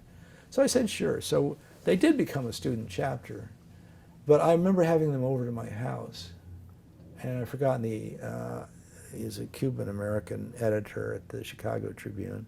He came to dinner with us, and we went around the table. After the dinner, he was very good at questioning them, so we just had a really candid heart-to-heart about what it was like to be at Northwestern. Were there any surprises for you? Well, first of all, there were surprises in that I wasn't aware of the geography of where people were from. A lot of people were from Texas. A lot. I mean, it was either Southern California or Texas. And also the economic issues, you know, like they didn't have the money for, I think Medill wanted to require to have a certain camera or some equipment. Everybody should have a computer, everybody should have a camera. And for them, it was these were financial things that meant a lot. So I became more sensitive to, I think even that may have been, that becoming an advisor to that was probably after I stopped being dean. But the geography of, and also the experiences, I became pretty close to Avelio Contreras, who grew up in Eagle Pass, Texas, on the border. And he was in the first group of students who went to South Africa. He's now working for CNN in New York and going back to the border and doing some really great reporting. I remember he told me something that I found fascinating. He said when he got to Northwestern from Eagle Pass, it was, he didn't say it was like a foreign country, but he conveyed the impression that this was a world that he needed to study and to understand. So he spent a quarter, trying to understand the African American community, a quarter trying to understand the Asian American community, and then he worked on the student paper, which was all white, basically. I mean, that was his portrayal of it, which wasn't far from reality. And I just thought it was interesting that he would sort of, it's as if he's a sociologist or something coming up to study these foreign groups. And I mean, I understand it. I get it. He talked about how growing up in Eagle Pass, where it's, working for the little, I think it was twice weekly paper there, and it was primarily, it was a Mexican American community where Spanish was dominant, and so I learned a lot from him. Interesting. Yeah. So at what point did you start getting involved in AEJ? Oh, AEJ. Well, I guess when I became, that's a good question. I don't remember. I probably sometime at Emory, but I don't remember. Did you serve on site visits for accreditation? Yeah, did I do that? I know I'm trying to remember. I don't know I served on a site visit. I was more involved with the deans and directors organizations. Oh, I see. And the two of them actually are sort of, intertwined in terms of they come to the AEJMC convention, and also I was active in an ASJMC effort that I think is now AEJMC. The title has changed, but it was an effort to train faculty members who wanted to go of color and women, who wanted to go into an administrative post. The training, the Leadership Institute. Right, the Leadership Institute. Mm-hmm. So that was great for me, So I started being a teacher in that, and then I invited one of the students. Well, he called me and said, could he come see what it's like to be a dean at Medill? I said sure. So he followed me around for a week, and Dwight Brooks is his name, and he then, the program was very effective. I mean, with measurable results, and so he became director of the Jackson State journalism program, and then he went to Tennessee to head a school program there, and now he's at I heard he just went to Hofstra to be assistant director or dean. I'm not sure what the associate director, dean. I'm not sure what the title is, but and I've kept in touch with him. You know, he asked me to write references and so on. So that's been a very rewarding experience. The students from that have, you know, gone on. I mean, a high percentage, like a third of, you either decide, well, this is not for me, I don't want to, or you become a really good candidate for a leadership position. And how much do you think moves the needle as far as creating more diversity among students and kind of making improvements in the overall culture? Well, I think you mean the people who come out of that program? I think it's very important because I believe the leader, the head, finds it easiest to bring about transformation.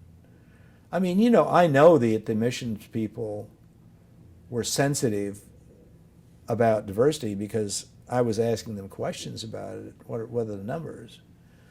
Now, I did not control admissions at Northwestern, in Medill, undergraduate, because the university admissions department was the selector. But I went to them, a team, and we created a faculty team who went to them and said, we want to review the standards by which you were evaluating Medill students. And we went through some exercises where they sent us 25 applicants,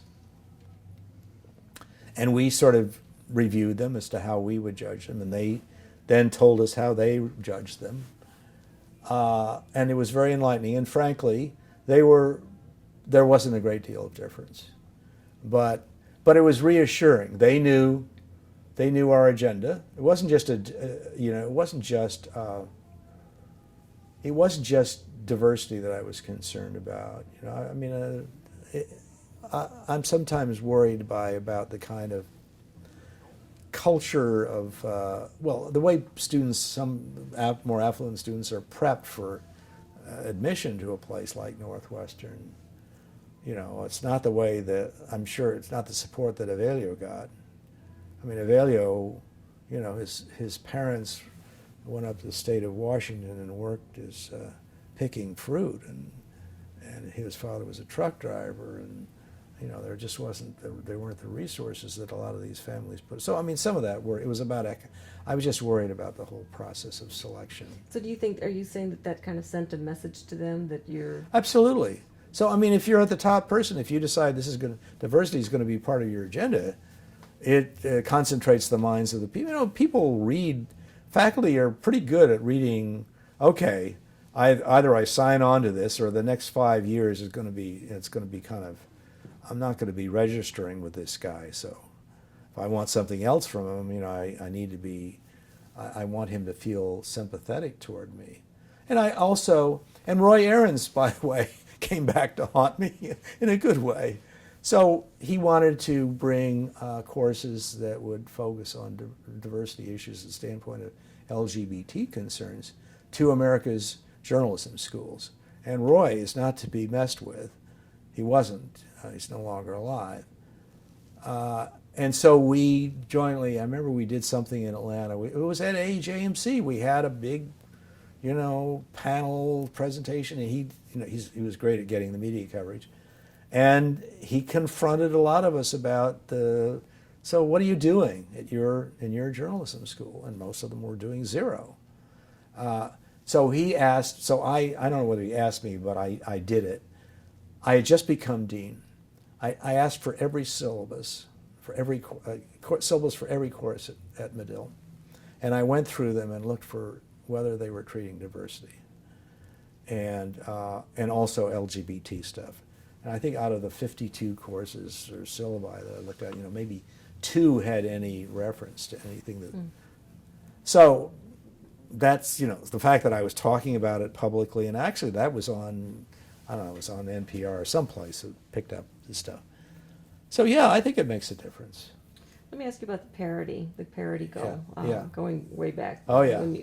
So how, I know that there was the initial goal was to reach parity by 2000, right? Yeah. And then it's got, And I would say, when I was doing the reports as the minority chair, well, I learned, first of all, one time we had a jump of, I can't remember, 0.5%, and it was like the first time we had that big jump, and I was pleased because we were putting all this effort into it, and people said, wow, and heads of the minority journalists organization were saying, yeah, but look at where where parity is and where you are, and it was absolutely true. So I started talking about it in a different way. Yes, it's the percentage increase, but the percentage in the population has, if we've gone up 3.3%, the U.S. the population is more diverse by 0.7% this year. So we're falling behind, even though we're, quote, going ahead. And that was the pattern, throughout my time. One of the things that you talked about, this professor who wrote the book about our efforts, Gwen. she saw it as a failure, but yeah, it was a failure in that we didn't achieve the goal. But my sense is if we hadn't made the effort, it would have been even more of a failure. And also, I think we changed the thinking of some people along the way.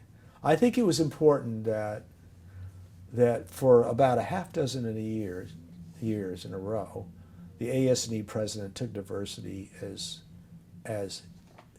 his, I think in most cases, maybe once it was her, primary goal, and said so publicly.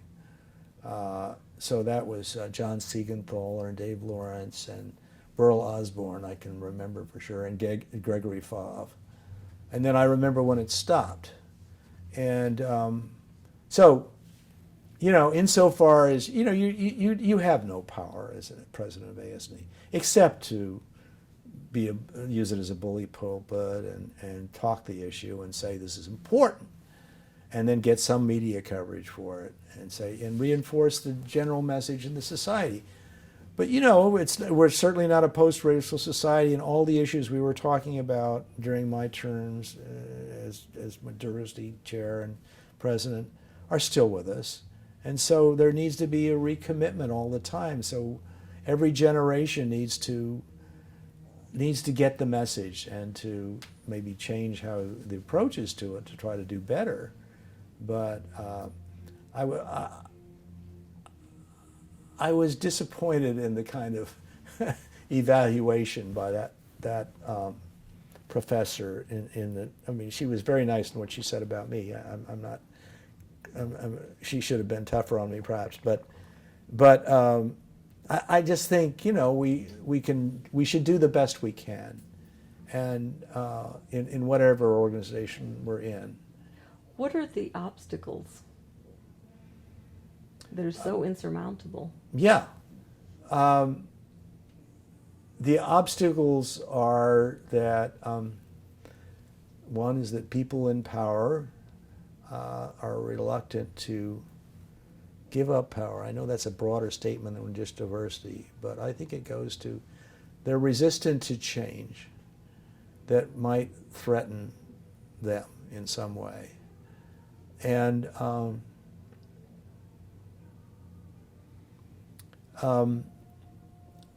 I think that's a large part of it. I think they see people of color and women and as some sort of threat in some way, and then also I think the other there are a lot of barriers. Another is that this is residential segregation, that people grow up in communities where they don't experience people different than themselves in terms of color and education. And I went back to Mississippi, to Holly Springs, and a student of mine is now president of Russ College. I was talking to his wife, and she said segregation in the schools resegregation of the schools has occurred. That any time people start talking about something, new program in the schools, she's skeptical because she thinks it's just another effort to create segregation or resegregation. And when you look at the numbers, and she was in this county, Marshall County in Texas, I mean in Mississippi, she can make a very good case.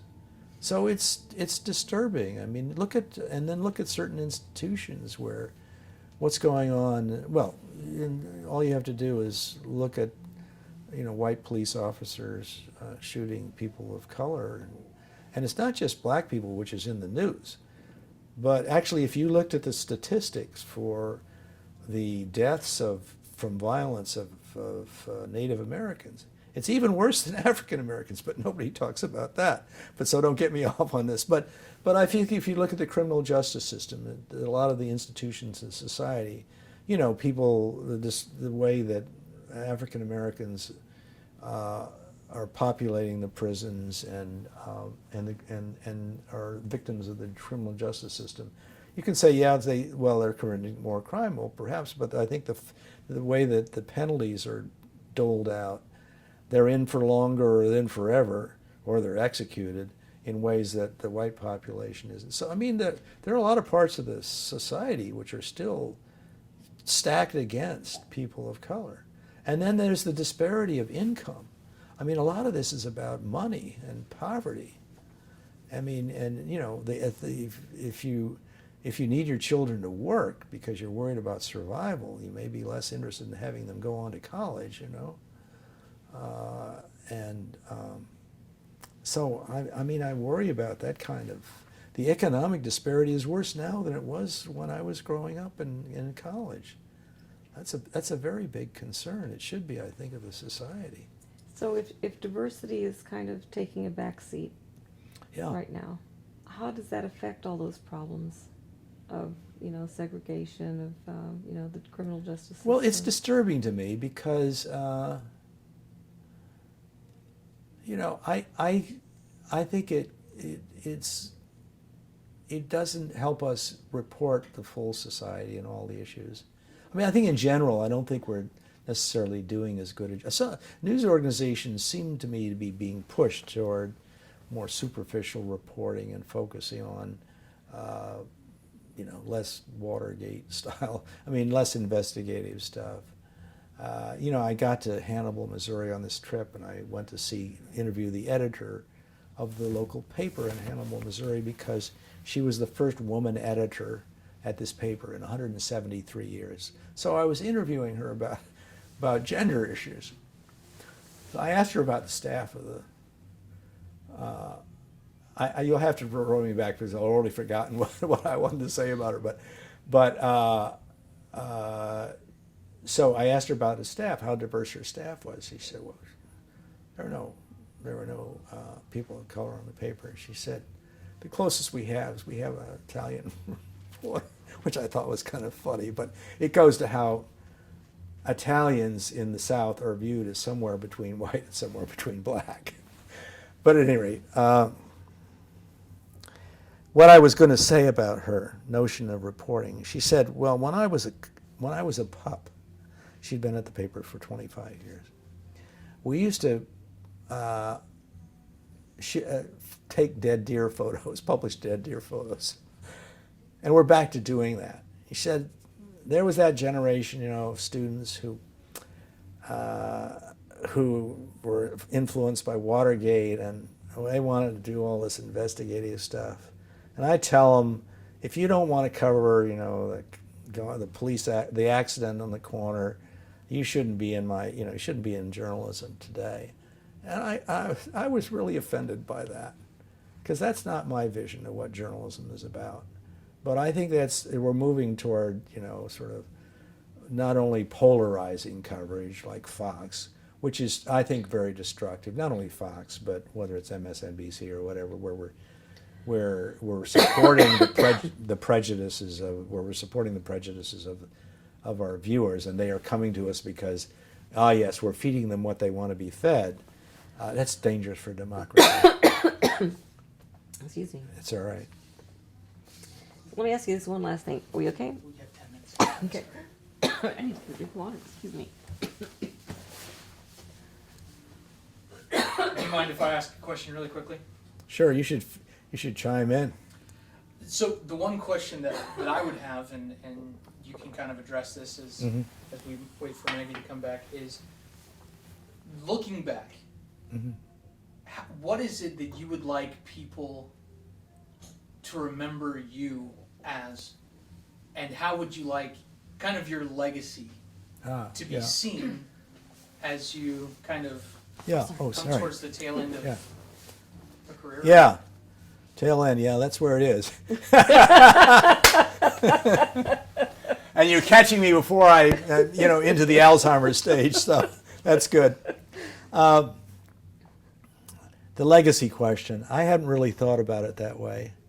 Because I'm right now, I'm so active in trying to create this new Native American initiative at Medill, and part of it at the university. So we had, as I think we haven't talked about, but the power of the students to refocus the university has been, I think, impressive at Northwestern. So students said, hey, what's the real story behind John Evans, the founder, the major founder of Northwestern University? He went out to the Colorado Territory to be governor, and that meant ex officio he was head of Indian Affairs. And while he didn't go out to participate in the Sand Creek Massacre with guns, he could have played a much more important role to prevent what happened there, where at least 150, primarily women and children and old men, were slaughtered, and very things that are hard to talk about were done to the women, and babies cut out of them and their genitals removed and so on. So at any rate, the provost, to his credit, created a John Evans study committee that said we've got to be honest about what John Evans' role, that he did play a role in the massacre, and we've got to do more today about Native Americans at Northwestern. They are virtually invisible, and so we have and then their task force was created. I was asked to serve on the task force to look at recommendations of what we could do. So I've created this course on oral history of Native Americans in Chicago, and it's transitioning into a new course on reporting about the Native American, the urban community in Chicago, because one of the misunderstandings is that people think American Indians are living on reservations, when only 17% are living on reservations. They're primarily living in cities, but they're not visible in the cities, and often they're identified as Hispanics, and there's been a high rate of intermarriage too, so their identity is blurred in that respect too. So I want to keep doing that kind of work. I guess that I just would say that I want, if there's one message, it is that social change requires effort by everybody in each generation. That I had a vision that my generation in the 60s, this is how naive I was, that we were going to change everything about race in this country. And there were changes. I'm proud of the Voting Rights Act and a lot of things that happened and so on. But no one generation changes this kind of challenge. It makes, you can make a little dent, but each generation has to sort of say, okay, where are we now? Now, I think there are some things in terms of demographics that are in favor of a more enlightened public and a different America. A student of mine started a chapter called Mixed, a student organization called Mixed. It's multiracial students, biracial students, and instead of being apologetic about it, they're proud of that now. It's a completely different, so it's not Hispanics, not this, that's that. And the census has changed, so now mixed is the largest category, the fastest growing, not single race things. And there are now kids who call them third culture kids. They are growing up in one country, getting an education somewhere else, coming to the United States for college. So it's creating a different world, and I think that I'm optimistic about that. But each of us has to do a lot to bring change. It's just the resistance to change is so It's so strong in every generation. There's one other thing I want to say, and that is, I think the person was right at ASNE who said, okay, you're a white person, that's okay. You should, I think it's very important for white people to feel that diversity, that it's just as important for them as for people of color and people who are LGBT or whatever. And that's an important message, you know, that, I mean, I want to be an example of somebody who isn't backing away from talking about this as a primary issue in the society, and it should be primary issue. You know, I feel that the faculty at journalism schools, people of color, are under tremendous pressure. They're asked to serve on more committees. You know, they have extra work to do, and it should be white folks who should be doing more. You know, I mean, it just I see it all the time. All the diversity efforts at Medill and elsewhere. It's always the people of color who are leading the charge. What do you think the non-whites or the whites get benefit from if they're involved in diversity issues? Oh, well, it's so enriching for I mean, just personally in terms of, you know, your mind and your view of the world. You're closer to the real world. I mean, the great thing about coming to San Francisco is when you walk on the street, you realize how diverse this community is. And being on the Pacific Rim is really an advantage. And maybe in Texas you feel it too. But, you know, one thing in being in the middle of the country in Chicago, I don't feel at a university like, private university like Northwestern, I didn't feel as much diversity as I felt when I was in Southern California. And I think it's a better world. I mean, you know, your world, your life experience is better if you're in a broader community.